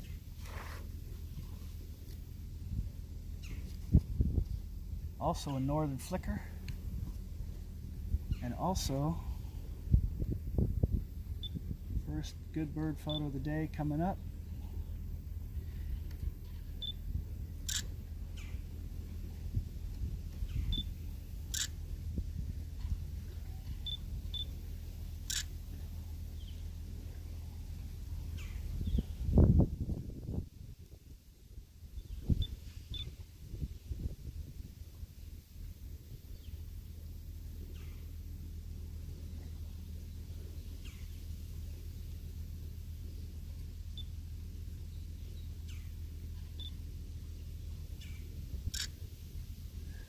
Alright, first good bird photo of the day.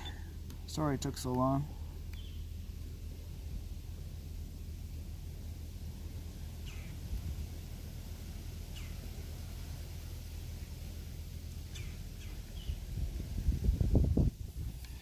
I don't know if you guys can even see this. I got a red-bellied woodpecker up here as the first good bird photo of the day. I spent a lot of time on the Roadrunner, but that's okay. We're now in the bird grove, which is a great bird watching area. This is the kind of stuff that you get in the bird grove, you guys.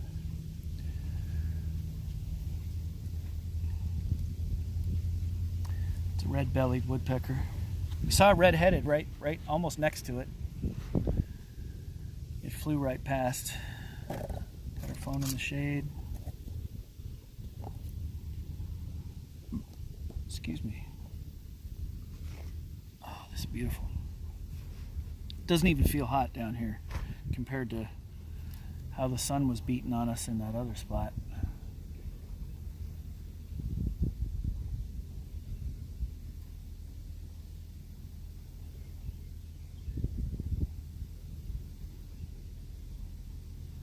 That's just see and hear what comes around us. There's always birds down here. It's one of the places I think about when I think of bird watching. All these wonderful photos and birds we got down in the grove here. Hummingbirds, that was another one. Hawks.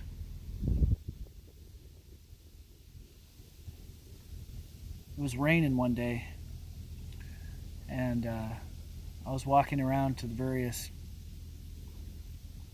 stairwells and balconies of the building we were living in, and just getting vantage points, and saw a big hawk in the distance, and managed to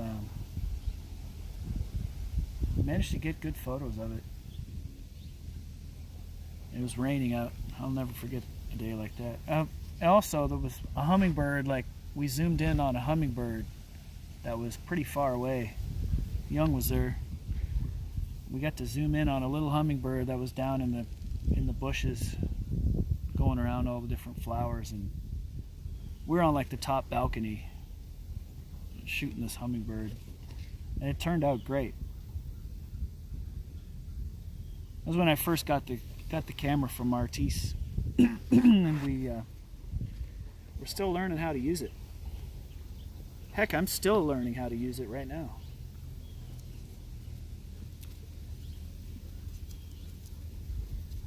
Every bird photo is fishing with Phil. Fishing with Phil. I didn't have much bird content earlier in the stream. If you're still on, we were trying so hard to just be patient and sit and wait for that Roadrunner, and he didn't materialize. We think we were hearing him, a couple of Roadrunners clucking back and forth at each other in the long grass, but they didn't make themselves visible to us. So we're gonna have to go back there sometime and get the Roadrunner.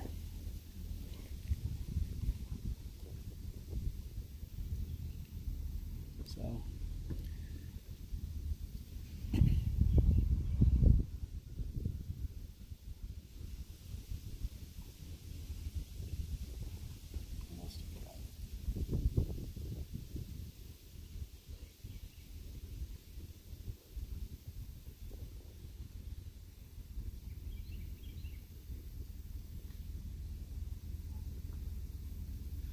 I like some of those bird calls behind me.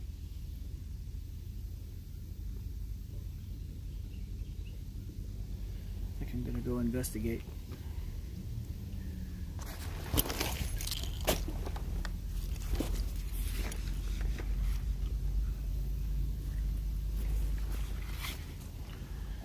Investigate some bird calls. Whoa, oh my gosh. Nope.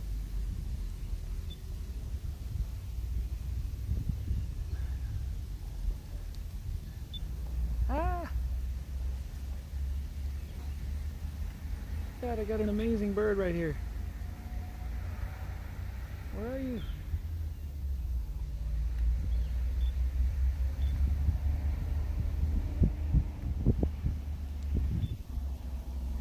Not gonna be able to get it. I think it's a female tanager.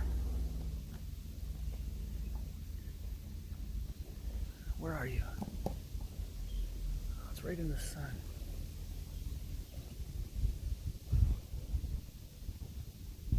There it is. I have to get it. I have to get it. Putting you down. I'm putting you down here. Bear with me. Got a good one up here.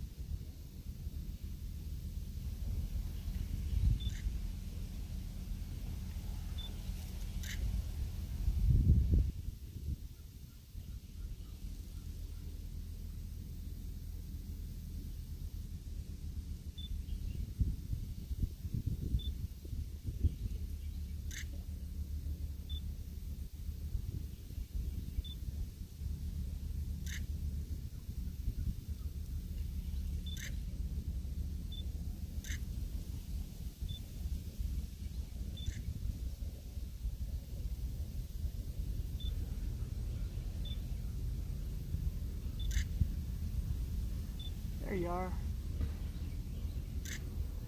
Bird butt. Ha ha ha ha ha ha. Birdman.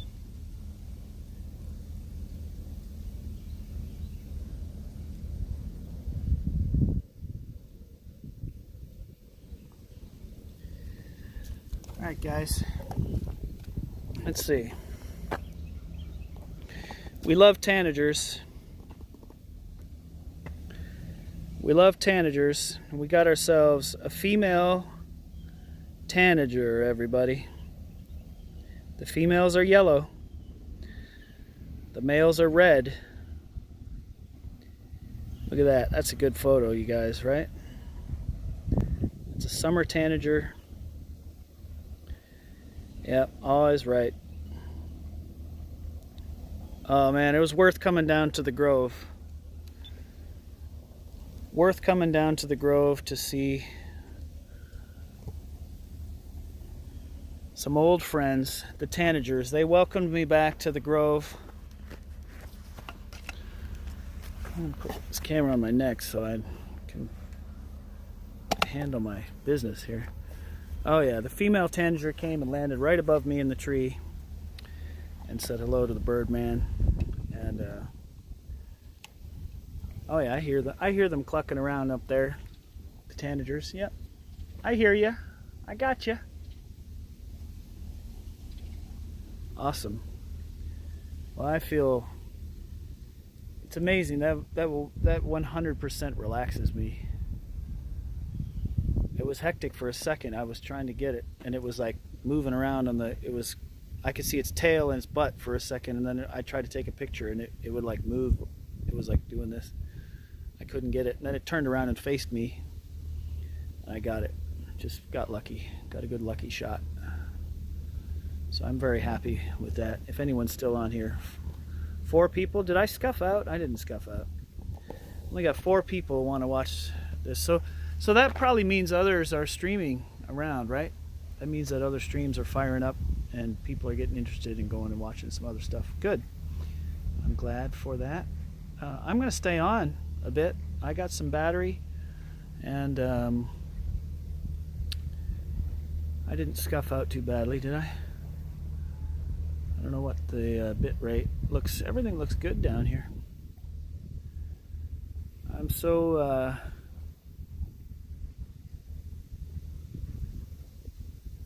royally content on the tanager photograph. Oh, we got ourselves a blue jay up here now. Blue jay, oh, wants to make himself known. He's like, look at me. I'm up here in this business.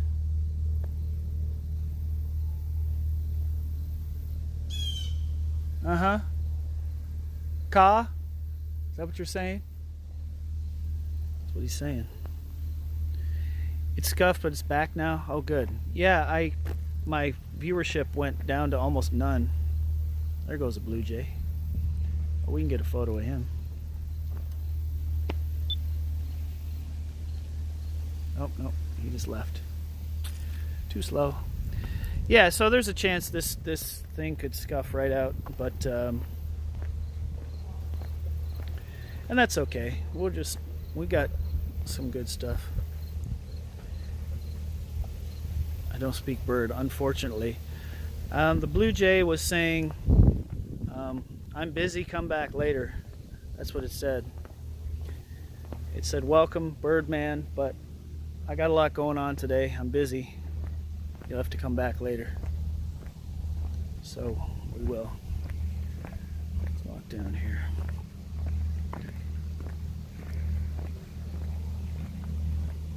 Always good birds down here.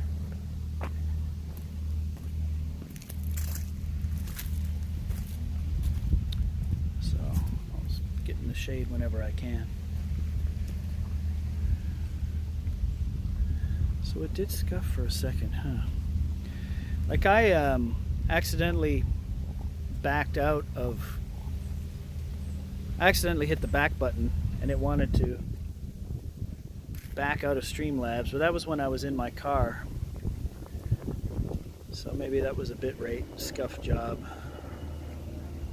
In the middle of getting a photo of the tanagers.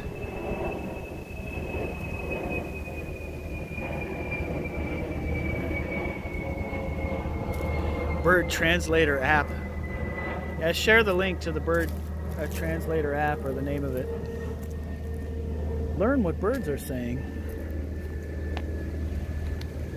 And alright,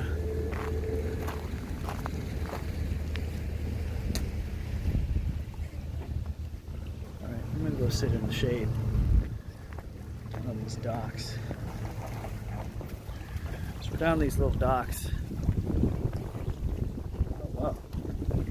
I hear birds all over the place.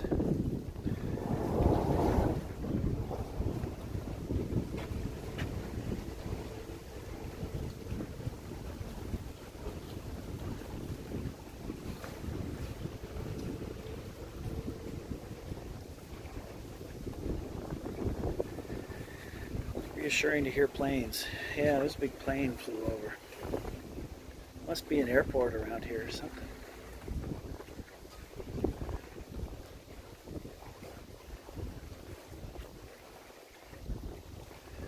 I miss this little place.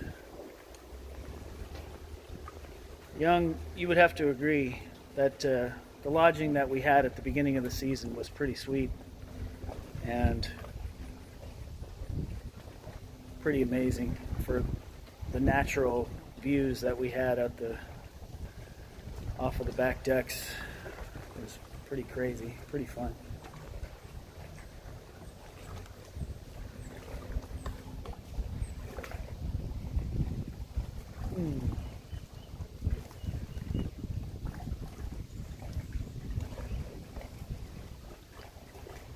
Here's some good bird calls. I think I want to set the phone down and just be among the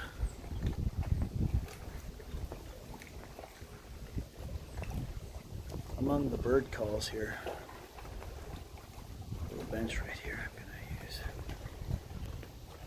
Little bench here next to the water.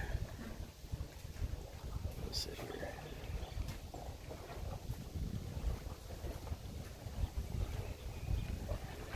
Woods for a week. Look up in the night sky, planes. Yeah. Yeah, when you're out, that's how you know the World War hasn't started. So there's still planes, commercial planes flying around. Alright, I hear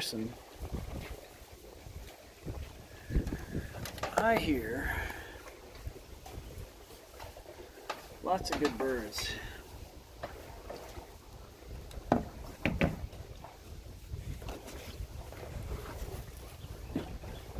Let's see.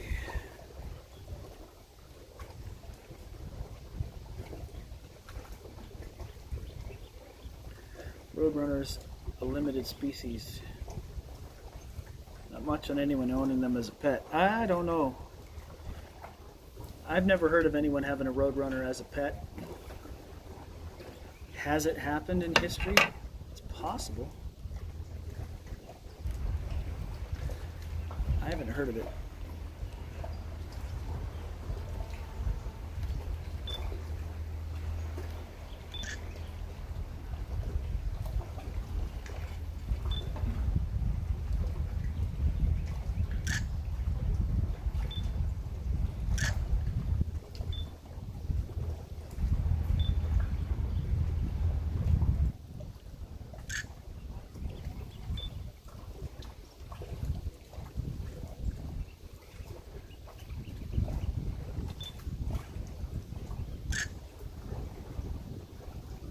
Nice.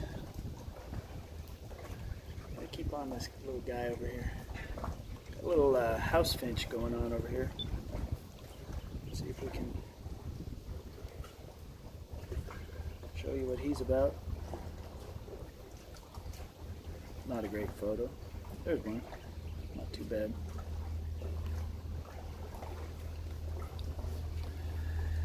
Ourselves a little house finch in the grass here. He's got red on his head and on his breast there. A house finch.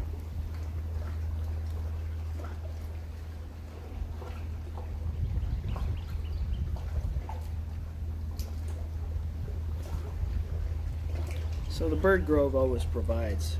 This is kind of where you want to be. So if you want to take bird photos,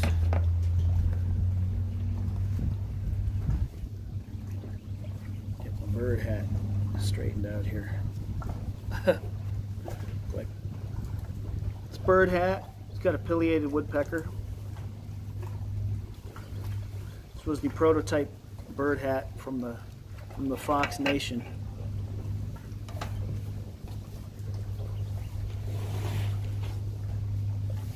And bird hats can be procured through the Fox Nation.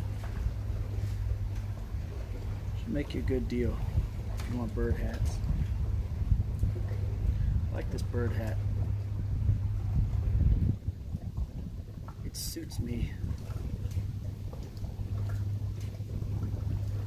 Keeps my ears from getting sunburned.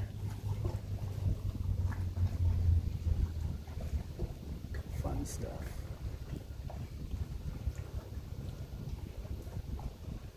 See what we got around here. Gotta do a bit of a 360 here. Just check out what's around.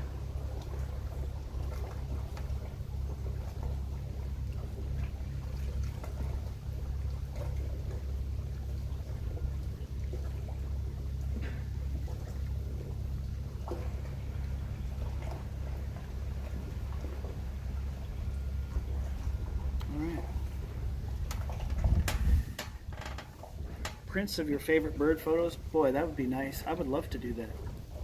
I think I would. That would be something I would like to do.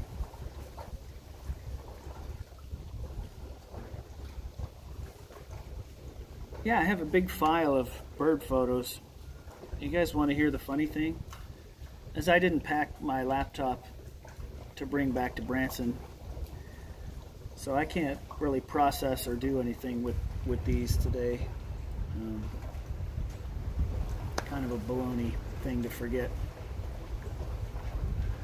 when you're trying to supply bird content.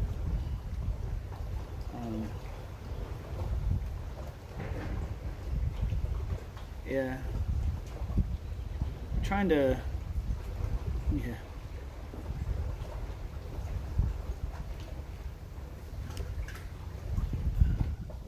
There's a little finchy guy again. Let's try to get a better photo of that finch.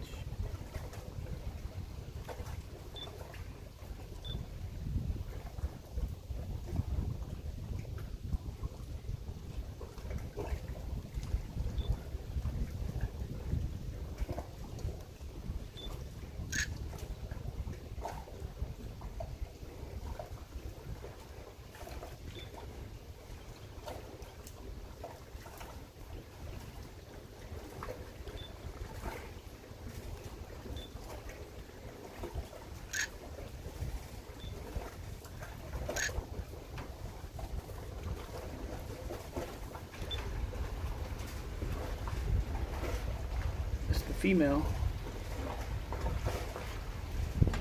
That's the female house finch. She's up there in the grass eating seeds. Or bugs.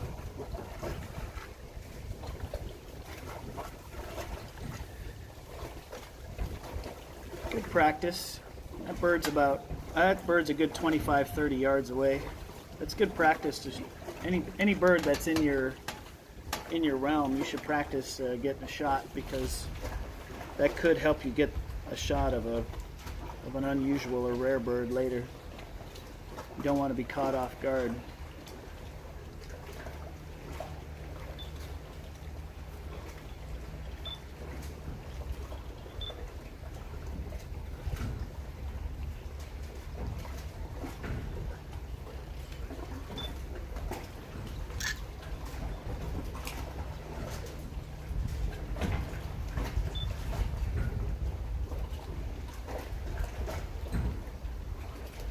Dark has got some chop going on in here.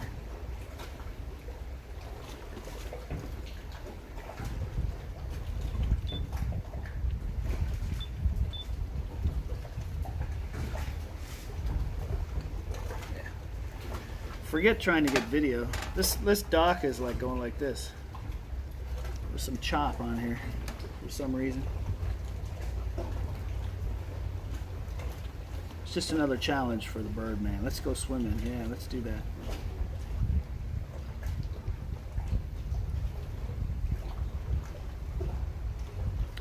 This feels like home down here on the dock and in the back of the bird grove back here. It feels like it should be home. It feels like it is home, and it should be home. And we had such a great time in this place in the first part of the season, scuffed beetle season.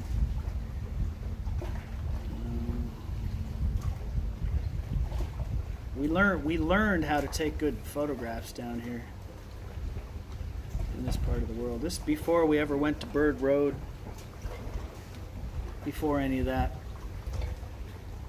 before the quest for the Roadrunner. Long before any of that, we were down in this spot shooting birds. We are in Branson. Yes, we are in Branson. We're in the Missouri Ozarks. It's October, but it's going to be 90 degrees today. It's probably in the mid to high 80s already. Probably mid 80s. I don't know. Maybe it'll only get up to 89 today. So, thanks for checking in, guys. I'm gonna be here for just a little while longer.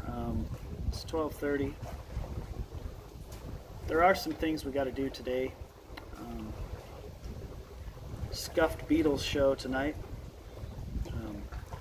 Good news, Lauren likes birds. Hey, that is great news. That's some of the best news I've heard. I'm glad you like birds, Lauren, because I like birds too. And I hope that I can get some good bird photos into my Discord. And again, silly me doesn't bring his laptop with him to Branson on this particular week. So I'm just in collection mode. So I will collect bird content, but I won't be able to get any online. That content's going to have to wait. But so we'll just do live content in the moment. We're live in the moment right now.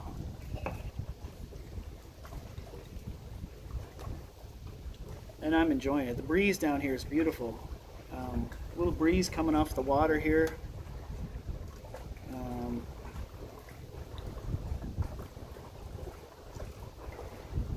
We're out of the sun. The phone's out of the sun.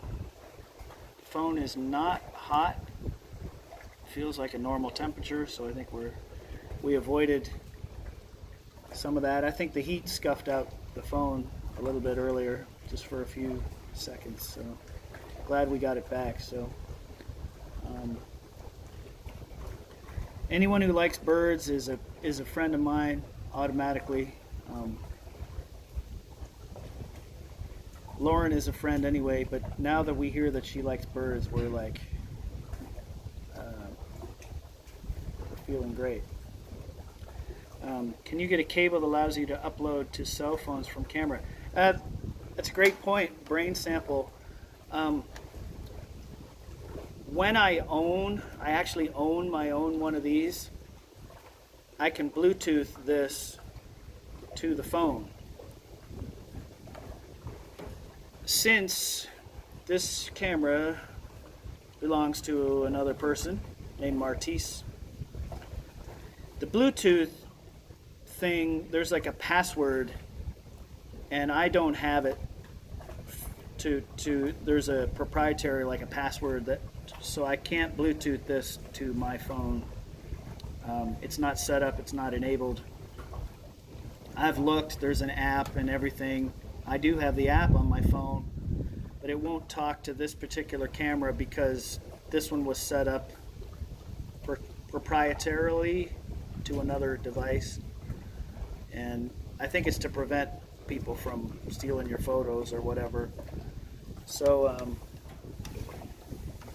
so when I do have my own camera, I will Bluetooth, everything will just go live into the phone.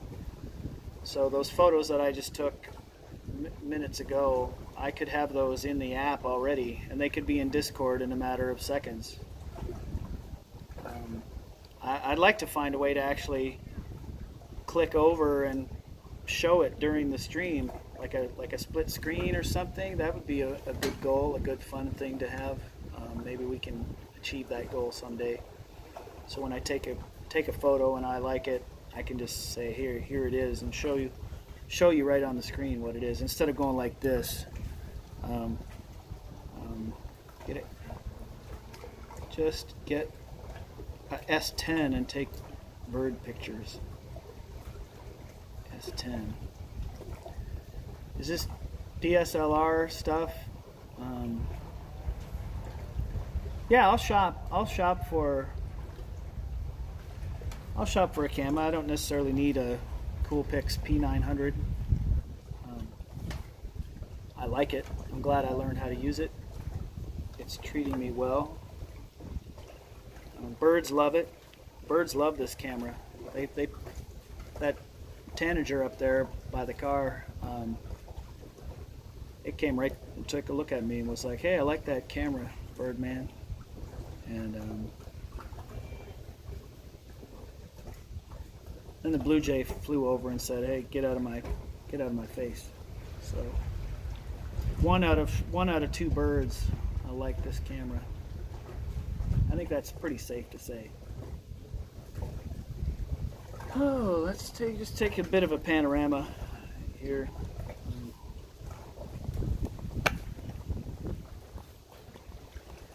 Okay, so the shore. So we were shooting that finch over on the shore there. Panorama, this little cove.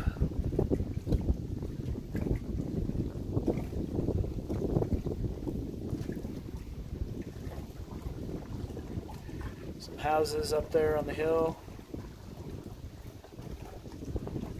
You can launch a boat here and boat around.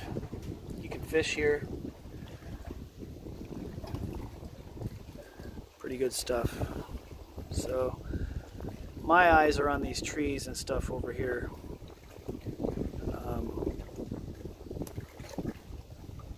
The low-hanging trees. So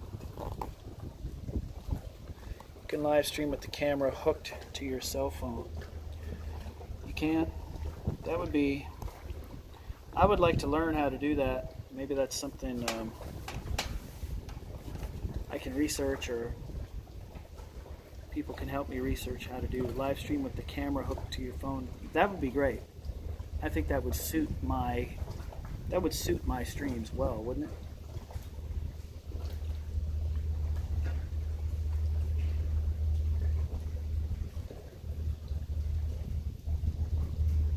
That would suit very well. yeah, let's learn how to do that. The cool pics can be yours for 500 new, or if Martise wants to sell it. Okay, so Smuggler, this particular camera, so I don't know if I want to own this particular camera unless I'm able to obtain the Bluetooth, like there's a password. There's a way to lock these cameras too, and again it's to keep people from stealing your content, stealing your photos through Bluetooth or other ways. And I don't have the exclusive like way to do that on this particular camera. So if I get a new camera, then I will own all that stuff, the passwords and whatever.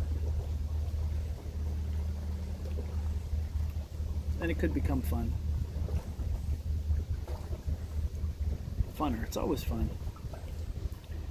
These are fun days. It's such a beautiful day. I can't tell you how beautiful of a day it is right here in the shade with the breeze and the water right here. It feels like it's in the 70s. I'm sure it's warmer than that. And when we were in the sun, we were feeling like we were getting warm, but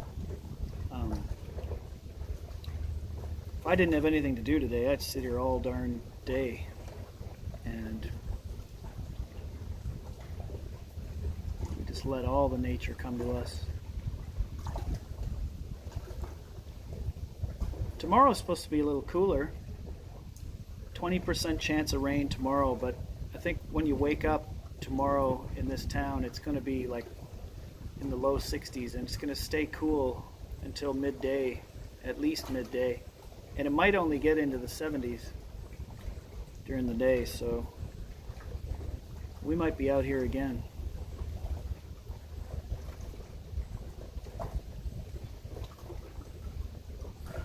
We could very well find ourselves out here again,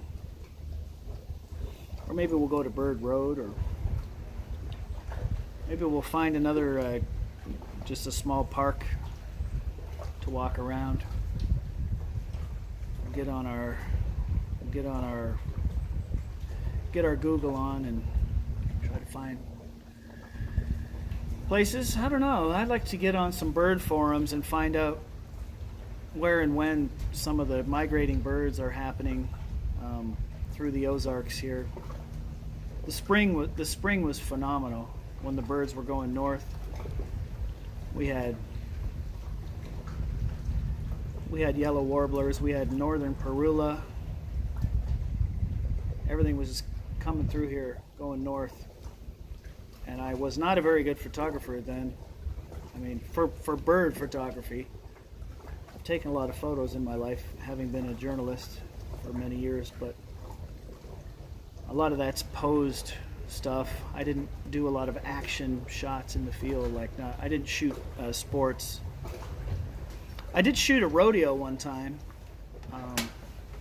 when I was a journalist, and that was fun photography, shooting a rodeo. I don't know, lifetime ago. I barely remember. Did you see a roadrunner?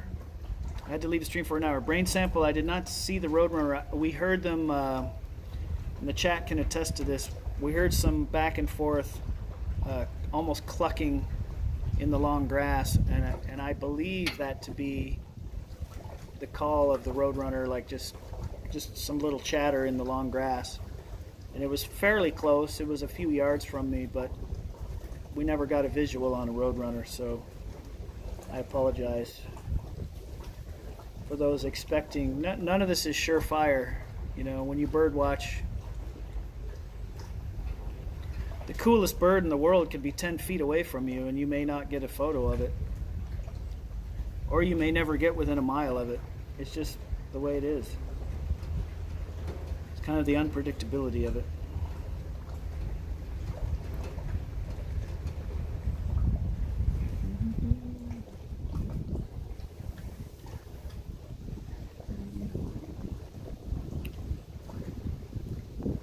This breeze feels amazing.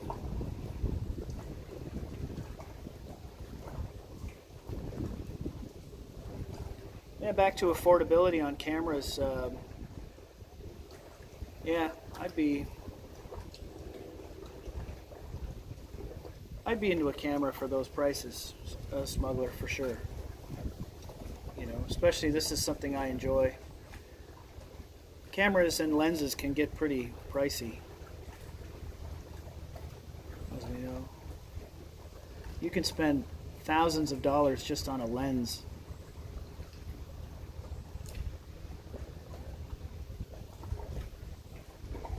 Yeah, I saw a little chipmunk up on the bank there.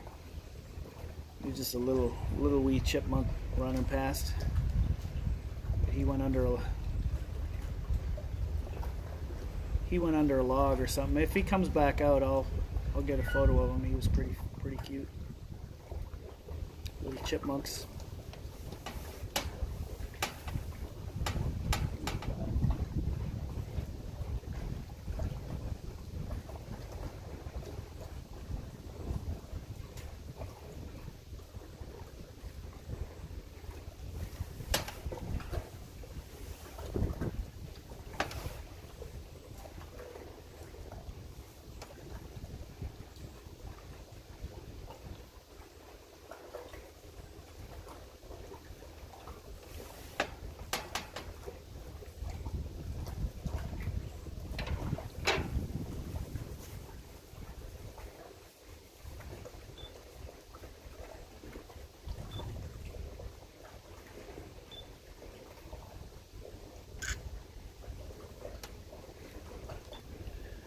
I think that's a bird.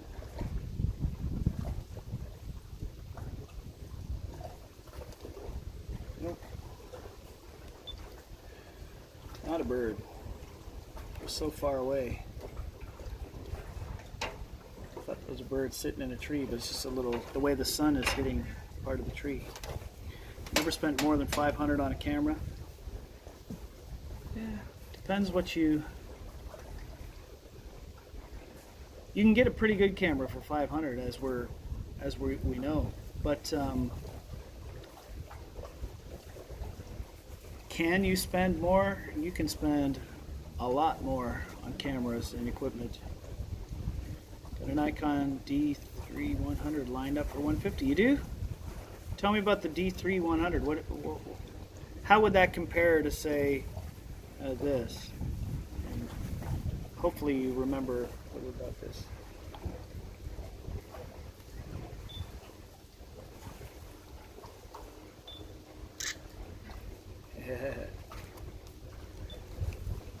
DSLR. So was a little turtle here, gang. So was a little turtle. He's cool.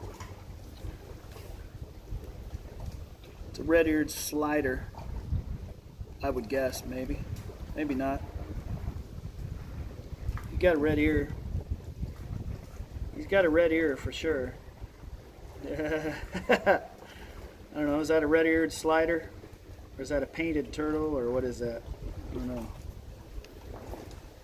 Have a small Sony Handycam. Yeah, those come in handy. The Handycams, I like them. They actually have good microphones on them. I used to shoot the Scuff Beatle shows on those when I was trying to learn the parts and just try to improve on. I would watch myself on I'd video it on the Handycam, and then I'd watch it and then usually delete it. Sometimes I would edit a few songs just to keep around. But I actually have good condenser mics on those little Handycams.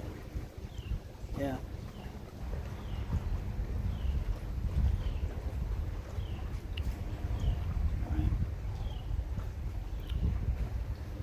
I'm listening to a house wren right now, call in the distance. Got lots of good photos of those. Can hear nature good with those too, yeah.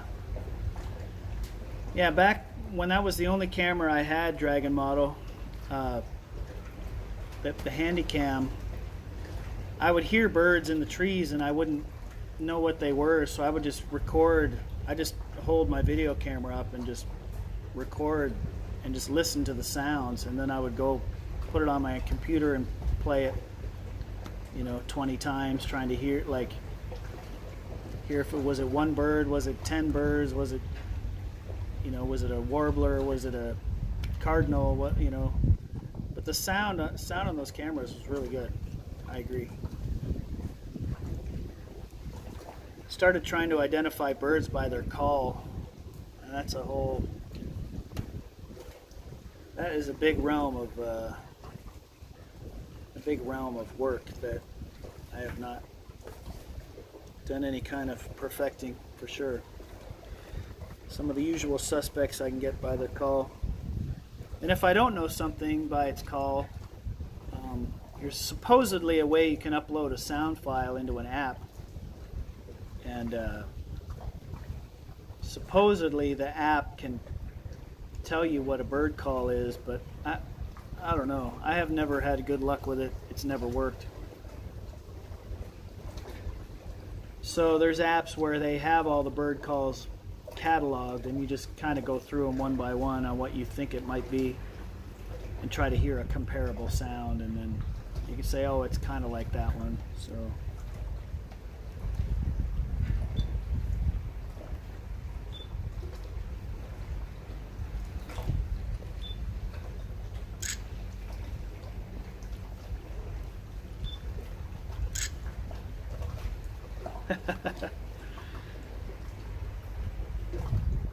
yeah, the bird call app, I think it claimed to be able to do that, but I don't think it does it. I think it's just a way to get you to download the app. Like it said something like upload bird calls or whatever.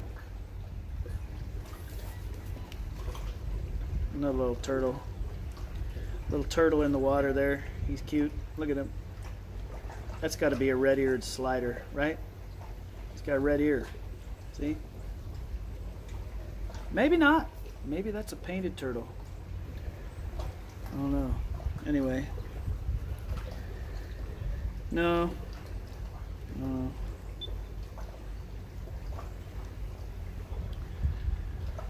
I like this little place right here because you can sit and just take it in. Here's some birds across the way, but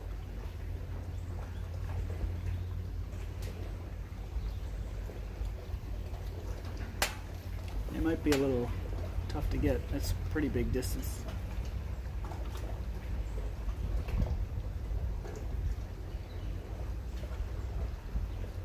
A lot of those are at least 50 yards away. It's harder to shoot, especially since this dock is kind of going like this. How big do you think the turtle was? Oh, that turtle was about that big. It was smaller than oh, let's see, I don't know. Yeah, it was about 6 to 8 inches maybe in the shell diameter, or yeah, diameter. Length. They're longer than they are wide, so its shell was about 6 to 8 inches long. There's tons of those things. There's a turtle every 20 feet in this water around me. There's just turtles everywhere. So if you're a fan of turtles, I'm looking for ducks, man. I don't see any ducks. I've seen blue herons down here.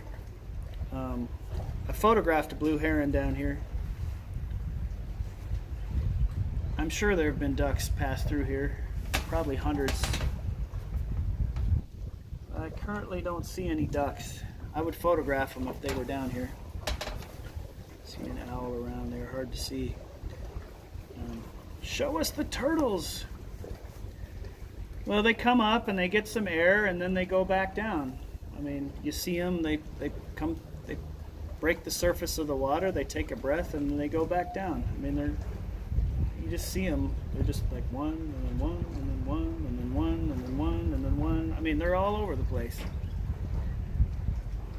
Show us the turtle. What the fuck? Oh, there's a guy fishing over there. Yeah, let's check him out.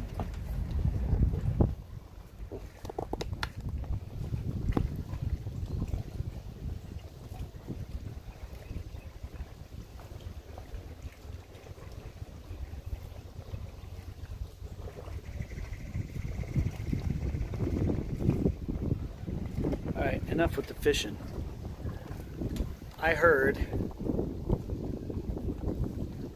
a really loud woodpecker over here, and I'm gonna guess it's pileated. And I gotta be on the ball for that. If there is one over there, I want to get it. That was no flicker, and that was no red-bellied. That was big and loud, and that was a big loud cackle. So there might be a pileated woodpecker over here, which is this guy. And if he is, I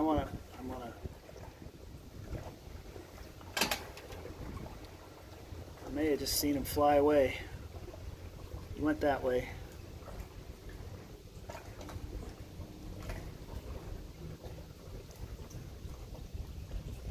Alright, we'll just hang out and see if he...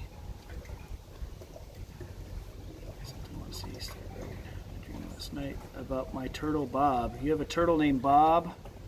How is Bob the turtle? Huh. I just want to see the turtle. Probably leeches in the water. Yeah, there's tons of leeches. I'm sure there's lots.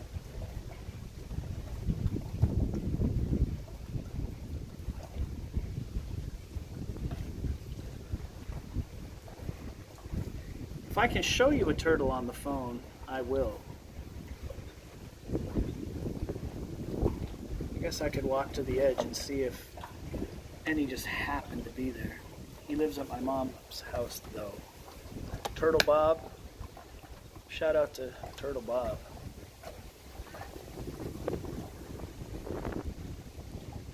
Right. All these little shallow layers here.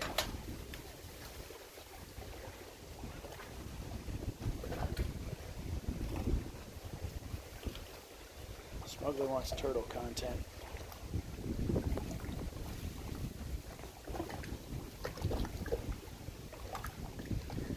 He wants turtle content. Other little fish.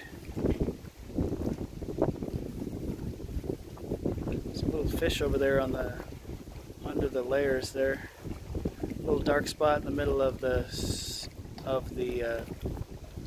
screen right now. Those are little fishies. Pancakes. Are you talking about a turtle eating pancakes? Not only do you have a pet turtle named Bob, but you feed it pancakes? That's something else. Yeah, okay.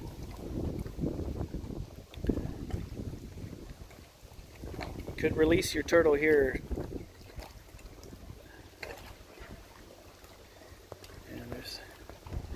But this is where there's tons of turtles hanging out. They sun themselves on these ledges, and of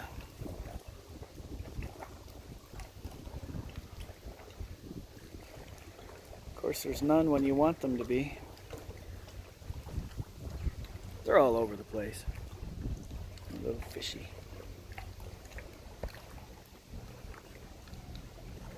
A little fish down in there.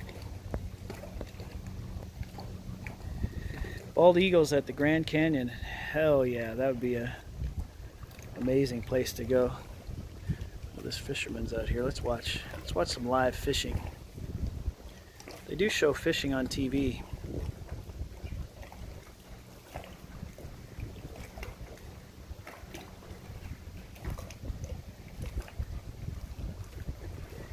And I've gotten about 15 texts in the last 3 minutes. I hope nothing's blowing up, but I might have to go check some stuff. Let's just fish here. See if they catch anything.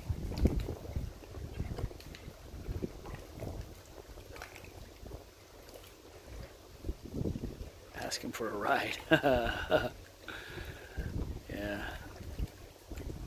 Take me for a ride. See, I think she's reading a book. She's reading a book in the back of the boat there, and he's fishing. He's got his little trolling motor. He's fishing into that little inlet there. See if he does any good.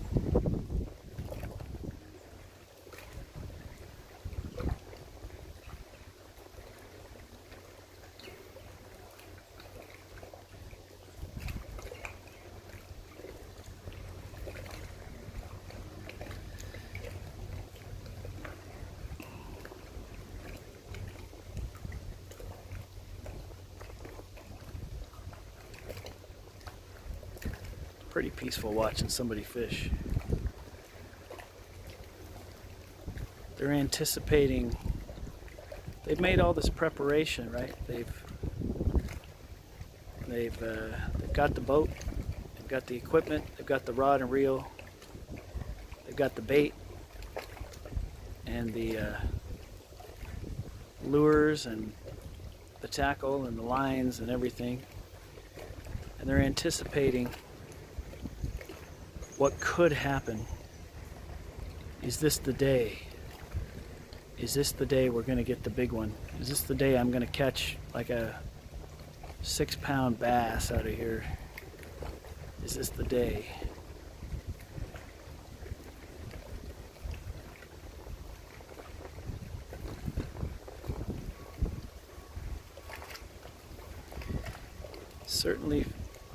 Certainly fishing for bass. I saw a guy, I was down here one day and I saw a guy pull a 4-pound bass out of here. Right in this spot where I'm standing. And he was, alright, get them. I talked to him about it. I saw the fish up close. It was big. It was fun.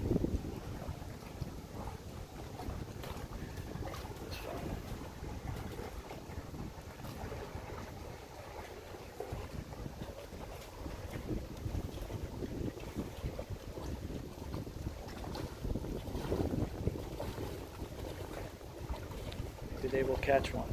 I hope they do. Hope they do catch one.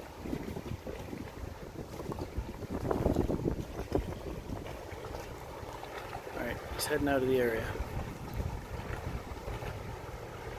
It's a pretty nice boat. I'll tell you what, you know, that's an investment there. 250 horsepower Yamaha motor on the back of that thing. That thing can motor, I bet. That's insane. You have to leave soon, smuggler. Well, we got to leave soon too. There's things that we are going to have to do. And as our boat friend leaves in the background, there's things we got to do too. And I gotta get my scuff beetle on for a promo, 4:30 to 5 o'clock kind of thing, and scuff beetle show tonight at the theater, and that will 99.37 to be exact, a percent chance that will be on Young's vlog tonight, the scuff beetle show. Just throwing that out there, 99.37% chance.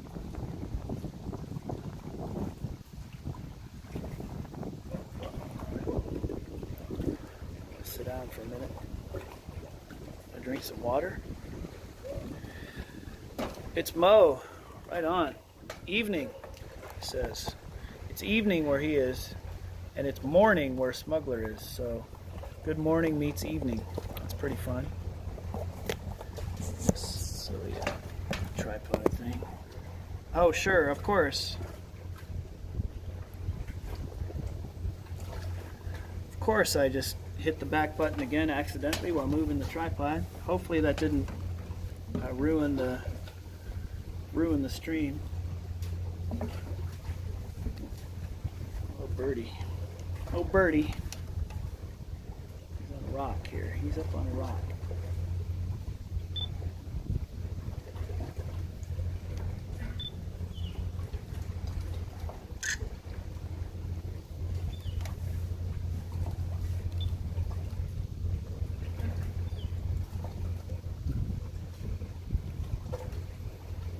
Not a very good photo, but that's the female house finch on the rock up there. Not a very good photo. It's blurry, but it's still a bird photo. Still a bird photo.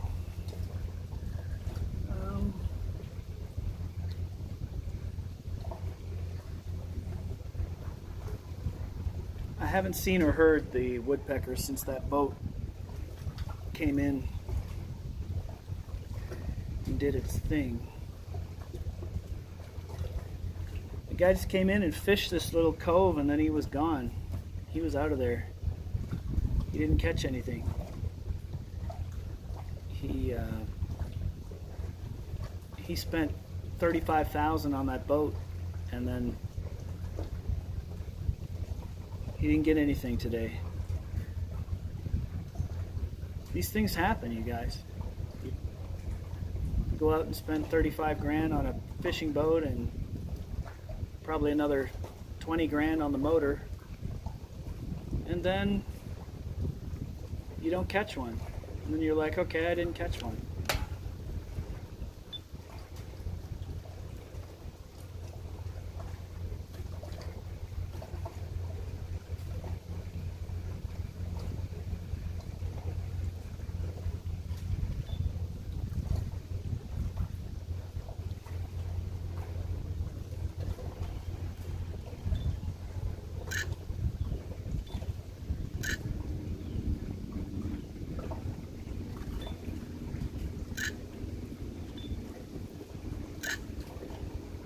Got birds here, you guys.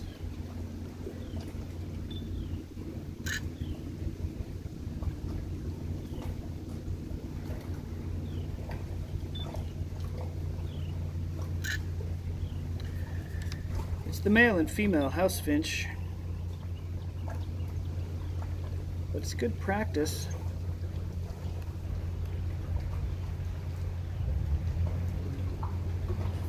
They're not great photos, but they're kind of blurry.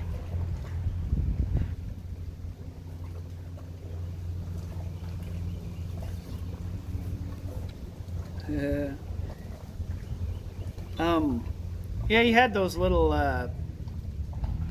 trolling, they call them trolling motors too, where you sit in the front of the boat with like a half a horsepower, and it's a silent motor, and I think we showed him on the thing where he spun the boat around. So he's got, and those are controlled by foot controls in the front of the boat. So he didn't have the 250 horse fired up when he did that, but he fired that up and got out of Dodge once he was done with the place. Then he really got out of here, and he was done.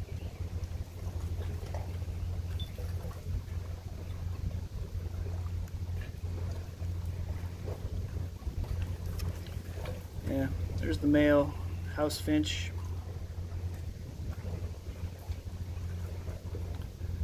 It's not the worst photo you ever got, but certainly not the best.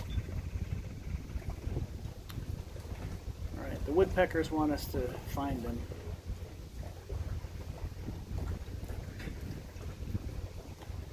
It'll be fun.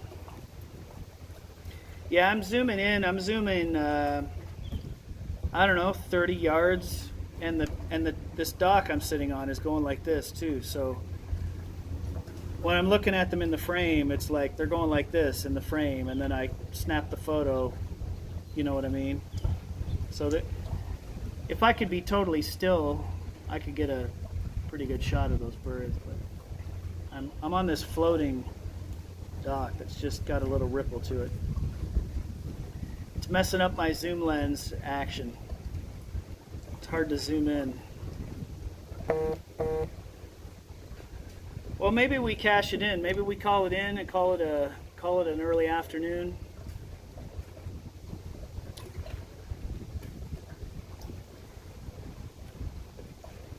What do you guys think? Call it a day? Got a show tonight.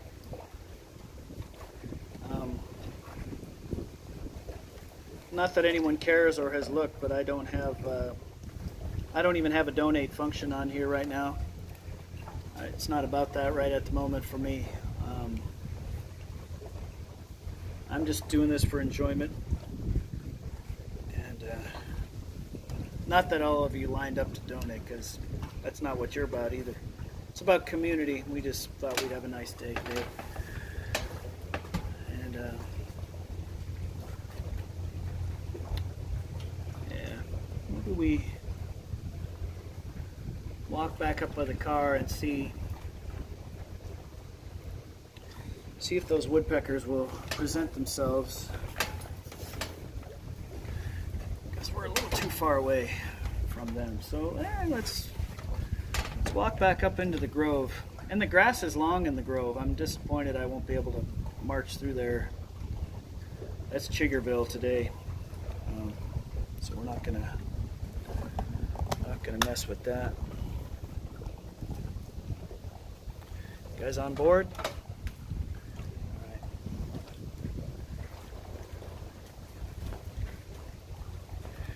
Camera's currently off. Should turn it on in case we see something. See if there's any turtles for Smuggler over here. Well, he has to leave anyway. We're giving it a try. We're trying our best.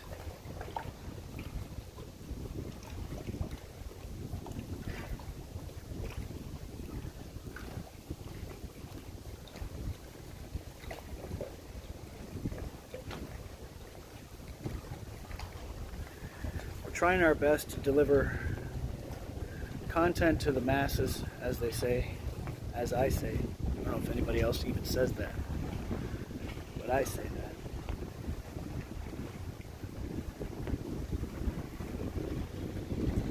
That's what I say.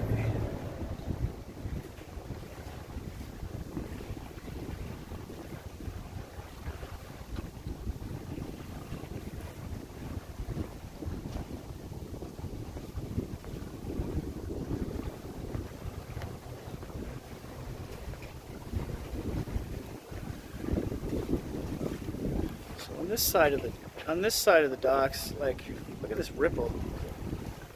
It's actually splashing the rocks. Makes this floating dock. It's not an ideal photography point right here because it's shaky and wobbly. It's like my ego.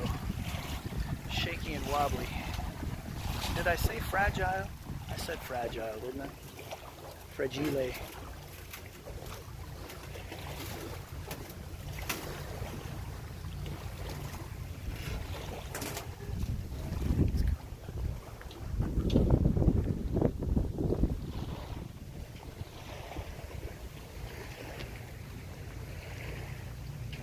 Put the camera on here.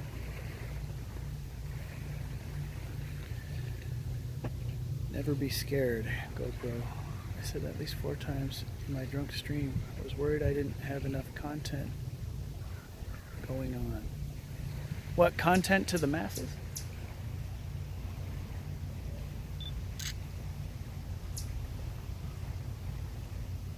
Oh, man.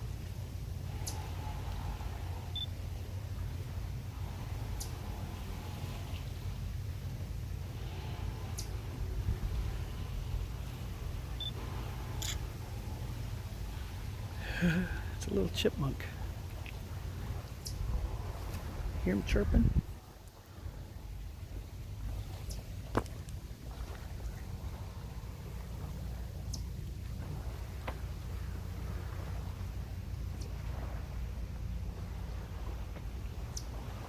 See him in the middle there?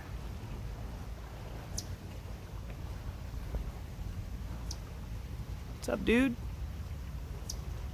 How you doing? What's up, Deafness? Got ourselves a chipmunk on a live stream right here.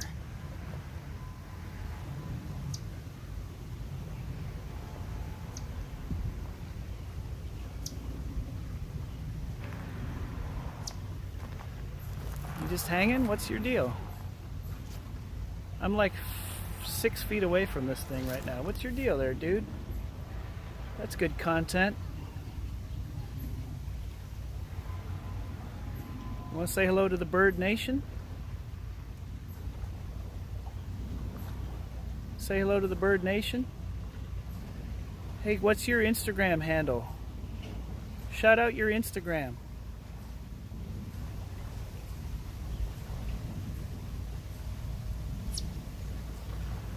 You guys get that? That's the Instagram. Well, that's the cutest thing I've seen today. Those turtles were pretty cute. Oh, are you going to attack me?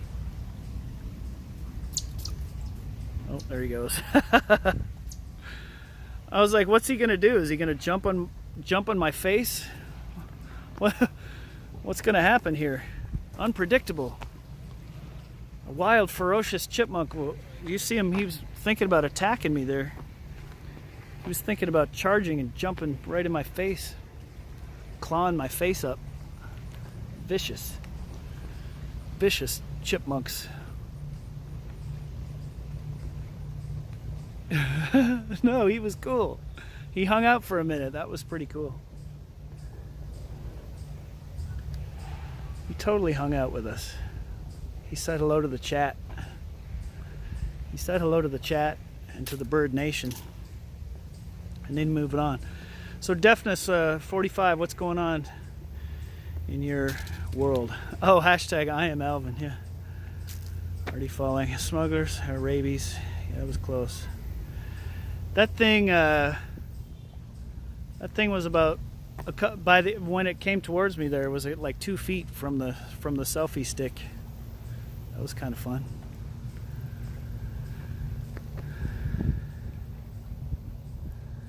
So this is a wonderful bird tree right here. I'm going to tell you about it. These little berries on here. It's a little cedar tree. And that's what those finches were eating that we were photographing from across the water. Oh, yeah. Yes, I went, oh. Yes, I do that, and I say that a lot. It's perfectly okay to do that.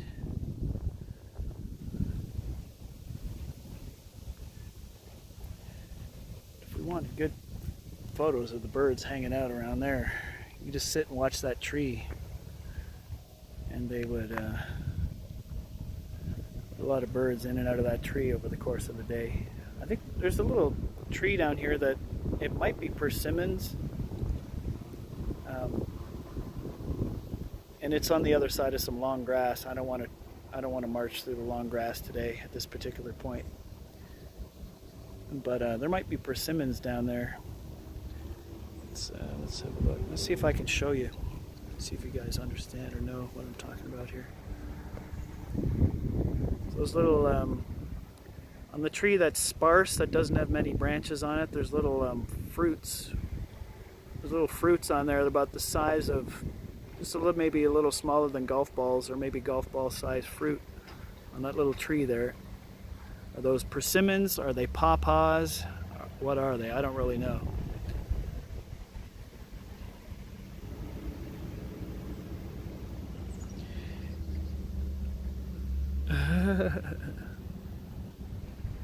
You knew to move on. GoPro once noticed that it was not just a hat, but a bird hat. It's a Canadian thing, right on vlog. Hell yeah, dragon model. Yeah, that was a rabid, vicious chipmunk, you guys. I'm glad we escaped. We escaped with our bird lives to fight another day. We sure did. Oh, here's another one of these trees with the fruits on it. I can actually walk up to this tree. Hopefully it's not too triggered out here. Okay, guys, this tree right here has got fruit on it.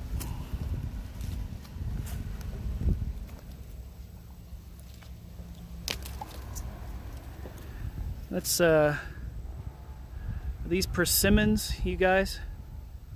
Do you know?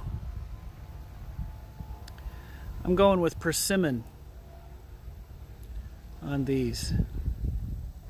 Eat it. Yeah, eat a wild persimmon here. Yeah, that's smart. They're sour as heck to us. Oh, bird. I'm putting it in my pocket. I'm gonna bird photo, bird content right here, you guys.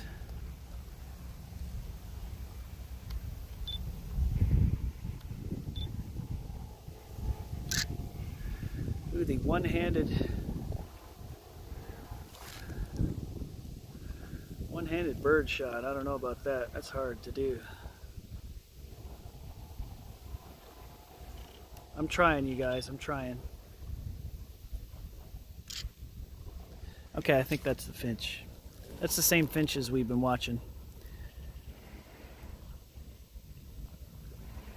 Is he gone? Oh, he's still there. He's still there. I can go to my car here, put the phone on the car. Still trying to supply bird content to the masses. I'm up in the tree. Now let's get a look at this thing again. Guys, I'm going to guess this is a persimmon. I saw somebody post a photo of a persimmon this week saying they were ripe, and they kind of looked like it had that similar thing on the top of it.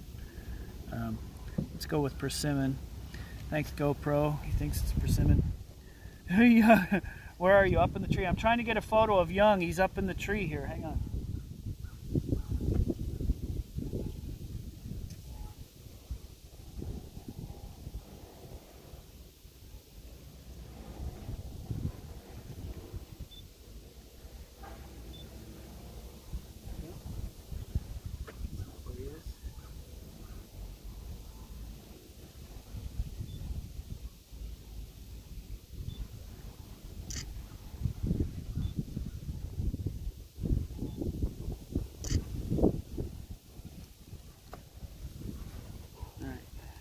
Guys.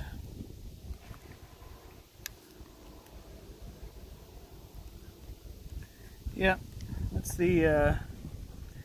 that's not a good photo. I'm not even worth showing. But it's the same finches we've been shooting here for the last half hour or so. I want to bring home a persimmon. Anything we can do with persimmons? Should I bring some home? I don't know. I think I'm going to leave them for the birds. In fact, I'm going to donate this one back to the nature. The persimmons belong with the nature here, so we're gonna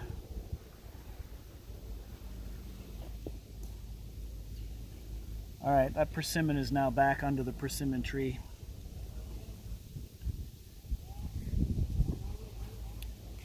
Alright, we never worked with persimmons.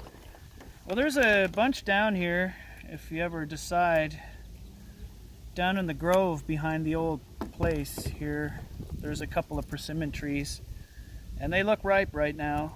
If you want anything with persimmon, let me know, but I was just going to leave them for the birds. I know birds eat them.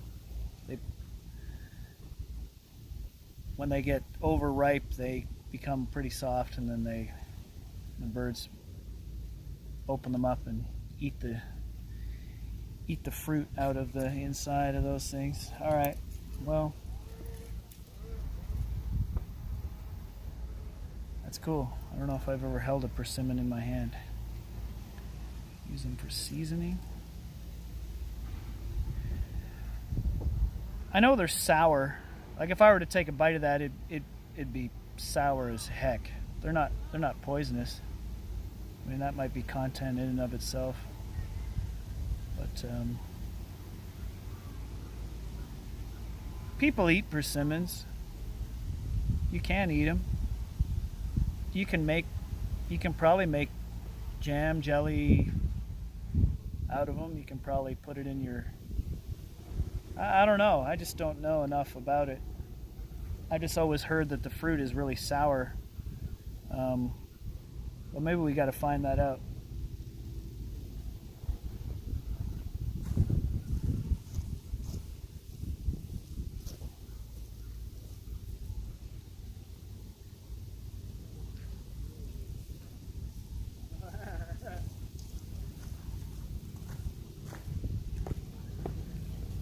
All right, I found one on the ground that's really, really soft. I mean, it's like I could squeeze this in my hand and it would explode. Kind of like the exploding pickle from Picklegate 2019. Kind of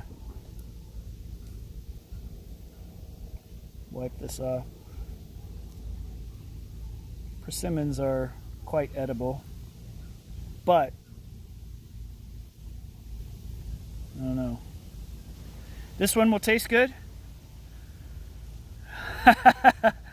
Personally, persimmons provide pure positive poop. Thank you, thank you, thank you. I'm not denying content. I'm wiping the bug dust off of this persimmon, and then I'm going to take a bite of it. Just wiping the dirt off of it on my shirt here. My shirt is like abrasive to the skin. It's like almost poking through to the fruit. It's really soft. So you think this one will taste good? Smells actually pretty good. Well, let's see. I mean, if it's sour as heck, you probably want eyes and you probably want to see my whole reaction. All right.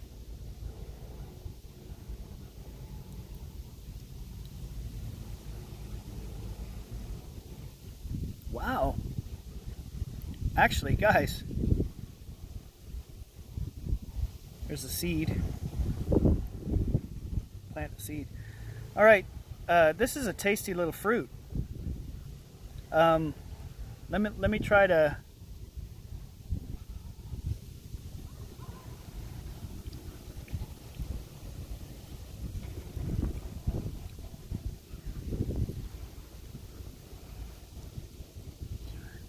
I'm trying to describe what it's like. So it does have sweetness to it.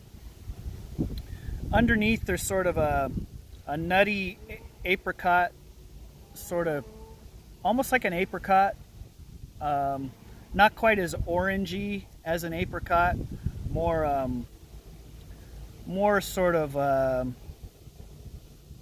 it's juicy. It's if I can find a few ripe ones. This one's really soft. This one was on the ground. I'll look around, and if there are some, I'll bring some back. But being half bird make me biased? Maybe it does. They're really sticky. This is like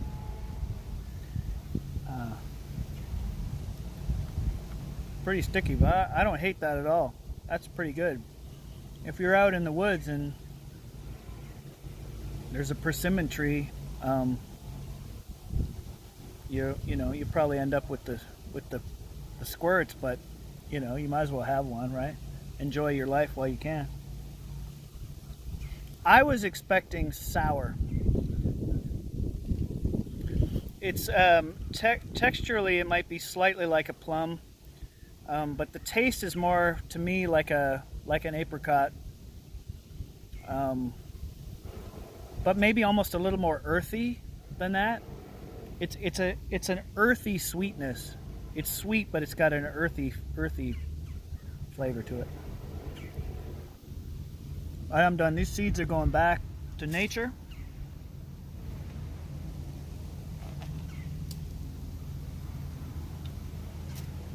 And this is what it leaves on your hands. So it's almost like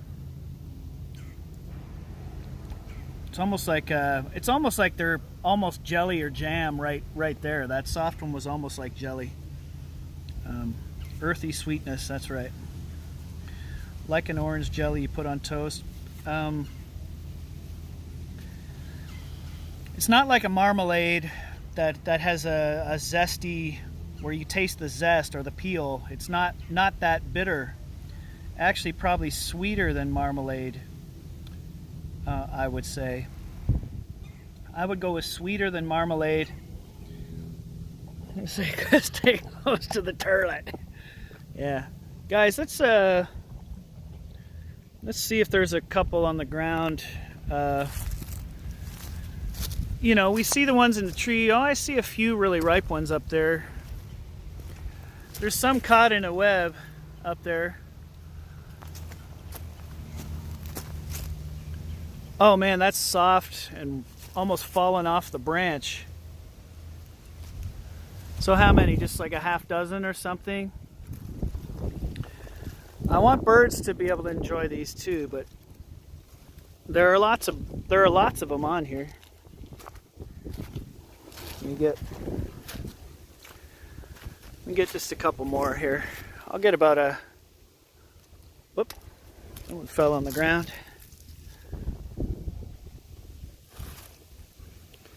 3, there's 4. So we'll bring these back. We're gonna leave the rest of them for the birds, you guys. There's about 150 left in that tree, at least. So, Birdmann and his persimmon tree. Got some persimmons. I was really surprised by the taste of that persimmon. Ooh, there's a couple of really rotten ones on the ground, which is good to see because that means the seeds are going to get into the ground. All right. Chocolate persimmon cake. Boy, wouldn't that be something? That would be something. Sure would be something. That would be something. Meet you in the pouring rain, mama. Meet you in the pouring rain. Ha ha ha ha. Now that earworm's in your head all day. Yeah, all right. Whoa! Dropping the persimmons. Yeah, so here we go. Couple nice persimmons to bring home to the house. We're gonna do our best here. I'm gonna put a tissue down and put them in my cup holder, wrapped in a tissue, because those things are ready. If you bonk them too hard, they're gonna just split open.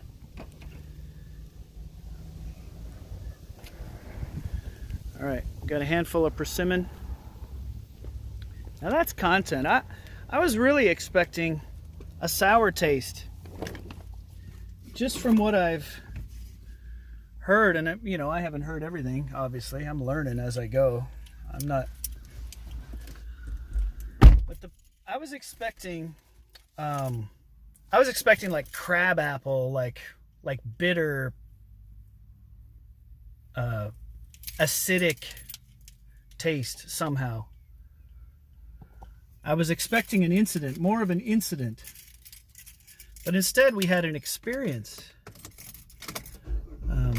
I did not hate that. That was good. Now I know that if I'm ever out and feeling low on hydration or electrolytes or fiber, it's probably got a lot of fiber in it. Persimmon pudding cake recipe on YouTube. Nice. Here, I'm going to pop out of the selfie stick and go into drive mode here in a second. Excuse me for my adjustment here. Sure would be something to meet you in the pouring rain, mama. Meet you in the pouring rain.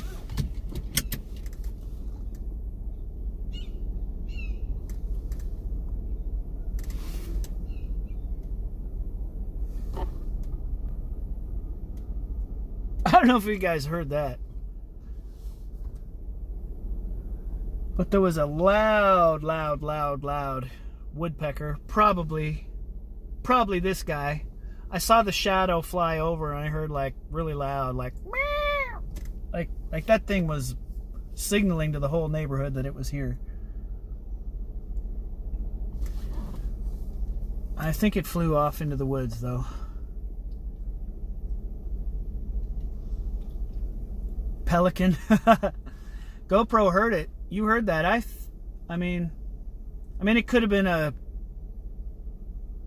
it was almost like as loud as like a seagull, like that kind of intensity and volume.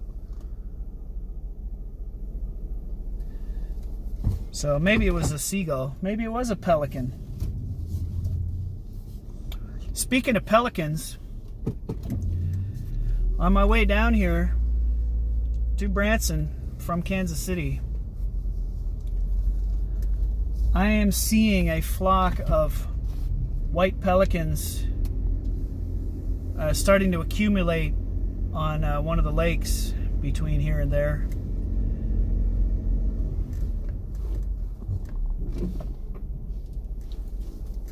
That was a crow. That was a big crow behind me there. I was getting ready to hop into action there. We were getting ready to bird up there for a second. But anyway, on pelicans, I'm seeing a flock. The flock is up to probably about 200 right now. The white pelicans on a lake called, I believe it's Truman Lake. It might be, I'm trying to think. It might be Truman Lake. And so I'm going to definitely, and they'll accumulate here for the next month or so before they take off. Last year, I think the flock, just estimating, it had to have been over 500, I don't know, at least 300. But it's probably at a couple hundred right now. And the pelicans are such huge birds that to see 200 or 300 of them in one place is pretty impressive. And so I'm going to stop at some point and get some, like maybe on Sunday, I might stream on Sunday afternoon and stop at Truman Lake and get a shot or two of the white pelican flocks. So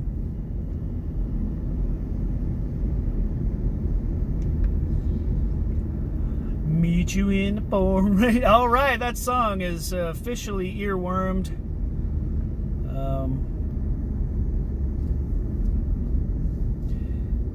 You know, it's amazing how a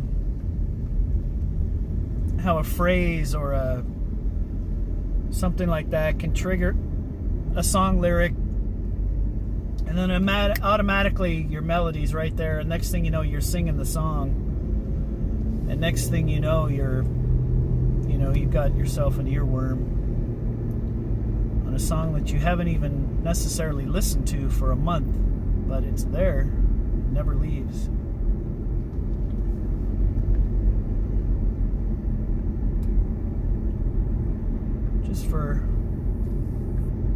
Just for grins, you guys, just on a whim, on whims and grins, I'm gonna go really slow past the Roadrunner spot.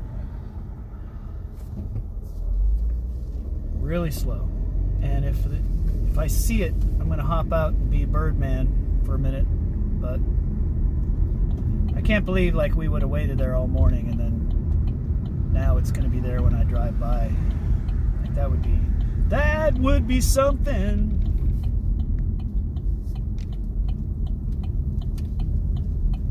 Let's just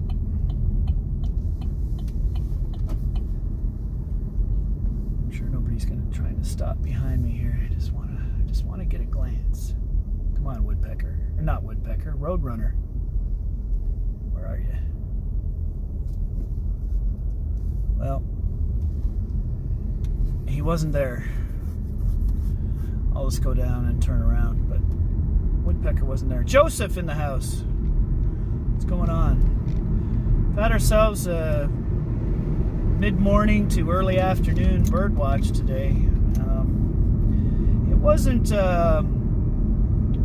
as far as birds goes, it wasn't like a content extravaganza. It wasn't anything like, wasn't anything even resembling an extravaganza.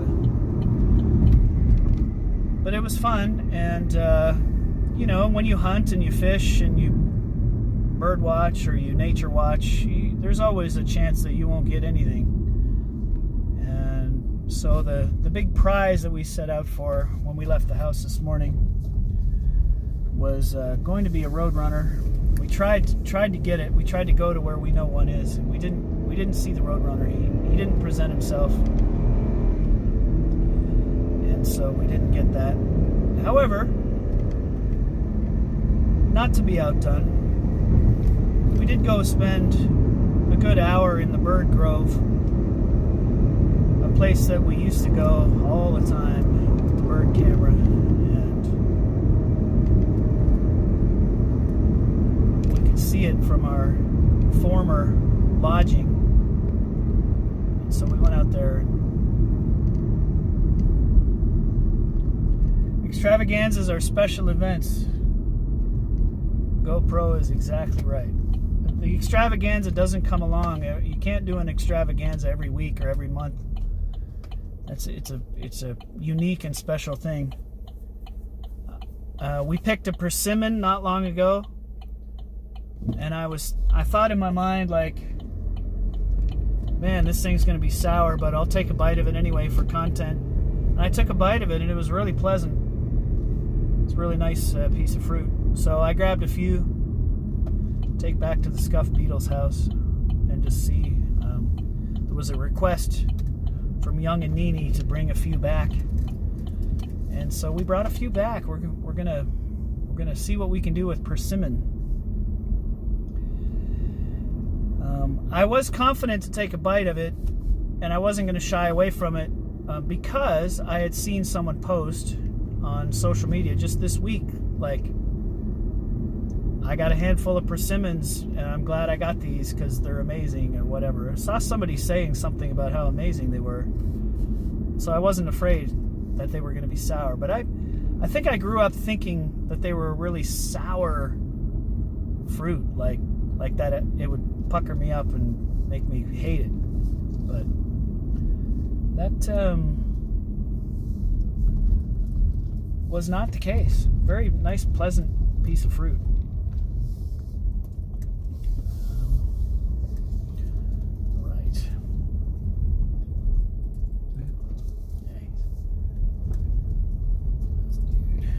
So that would be something. Okay, I think I can get down in this locale without too much in the background here. I don't know. Do that maybe. I don't know. Keep it far up maybe. All right. So we'll just head back to the house here in a minute or two, and go from there. Go from there, you guys. Had a nice, pleasant time. I'm so happy to be reunited with the bird camera. I have gone without it in my travels for a couple of weeks now, because I've had fly dates, and last weekend I drove to Chicago. I don't want the liability of having that in my luggage or in my car when I'm traveling. I don't want the liability of losing the thing. So my instincts were to not take it, and then of course I wanted to be home in Kansas City, and I had a day off Monday, and I wanted the camera, and I wanted to go bird watching, and I didn't have the camera, and so that was its whole thing. But now we're reunited with the bird camera. We're happy to be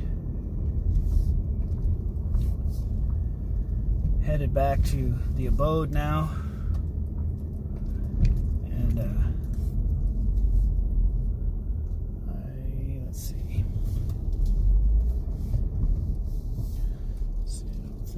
much there. Is there much there? Yeah, maybe. Maybe I'll pluck this thing out of here now.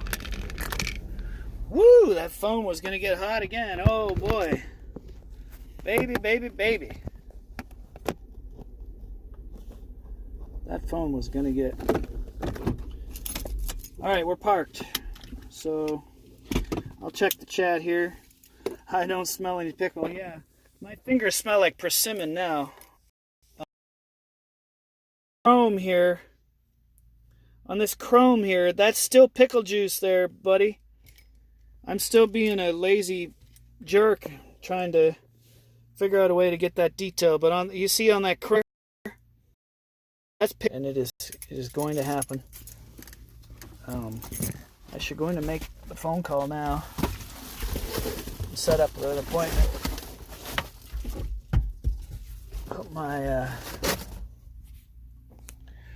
Put my window shade up here, you guys. Always got to do that.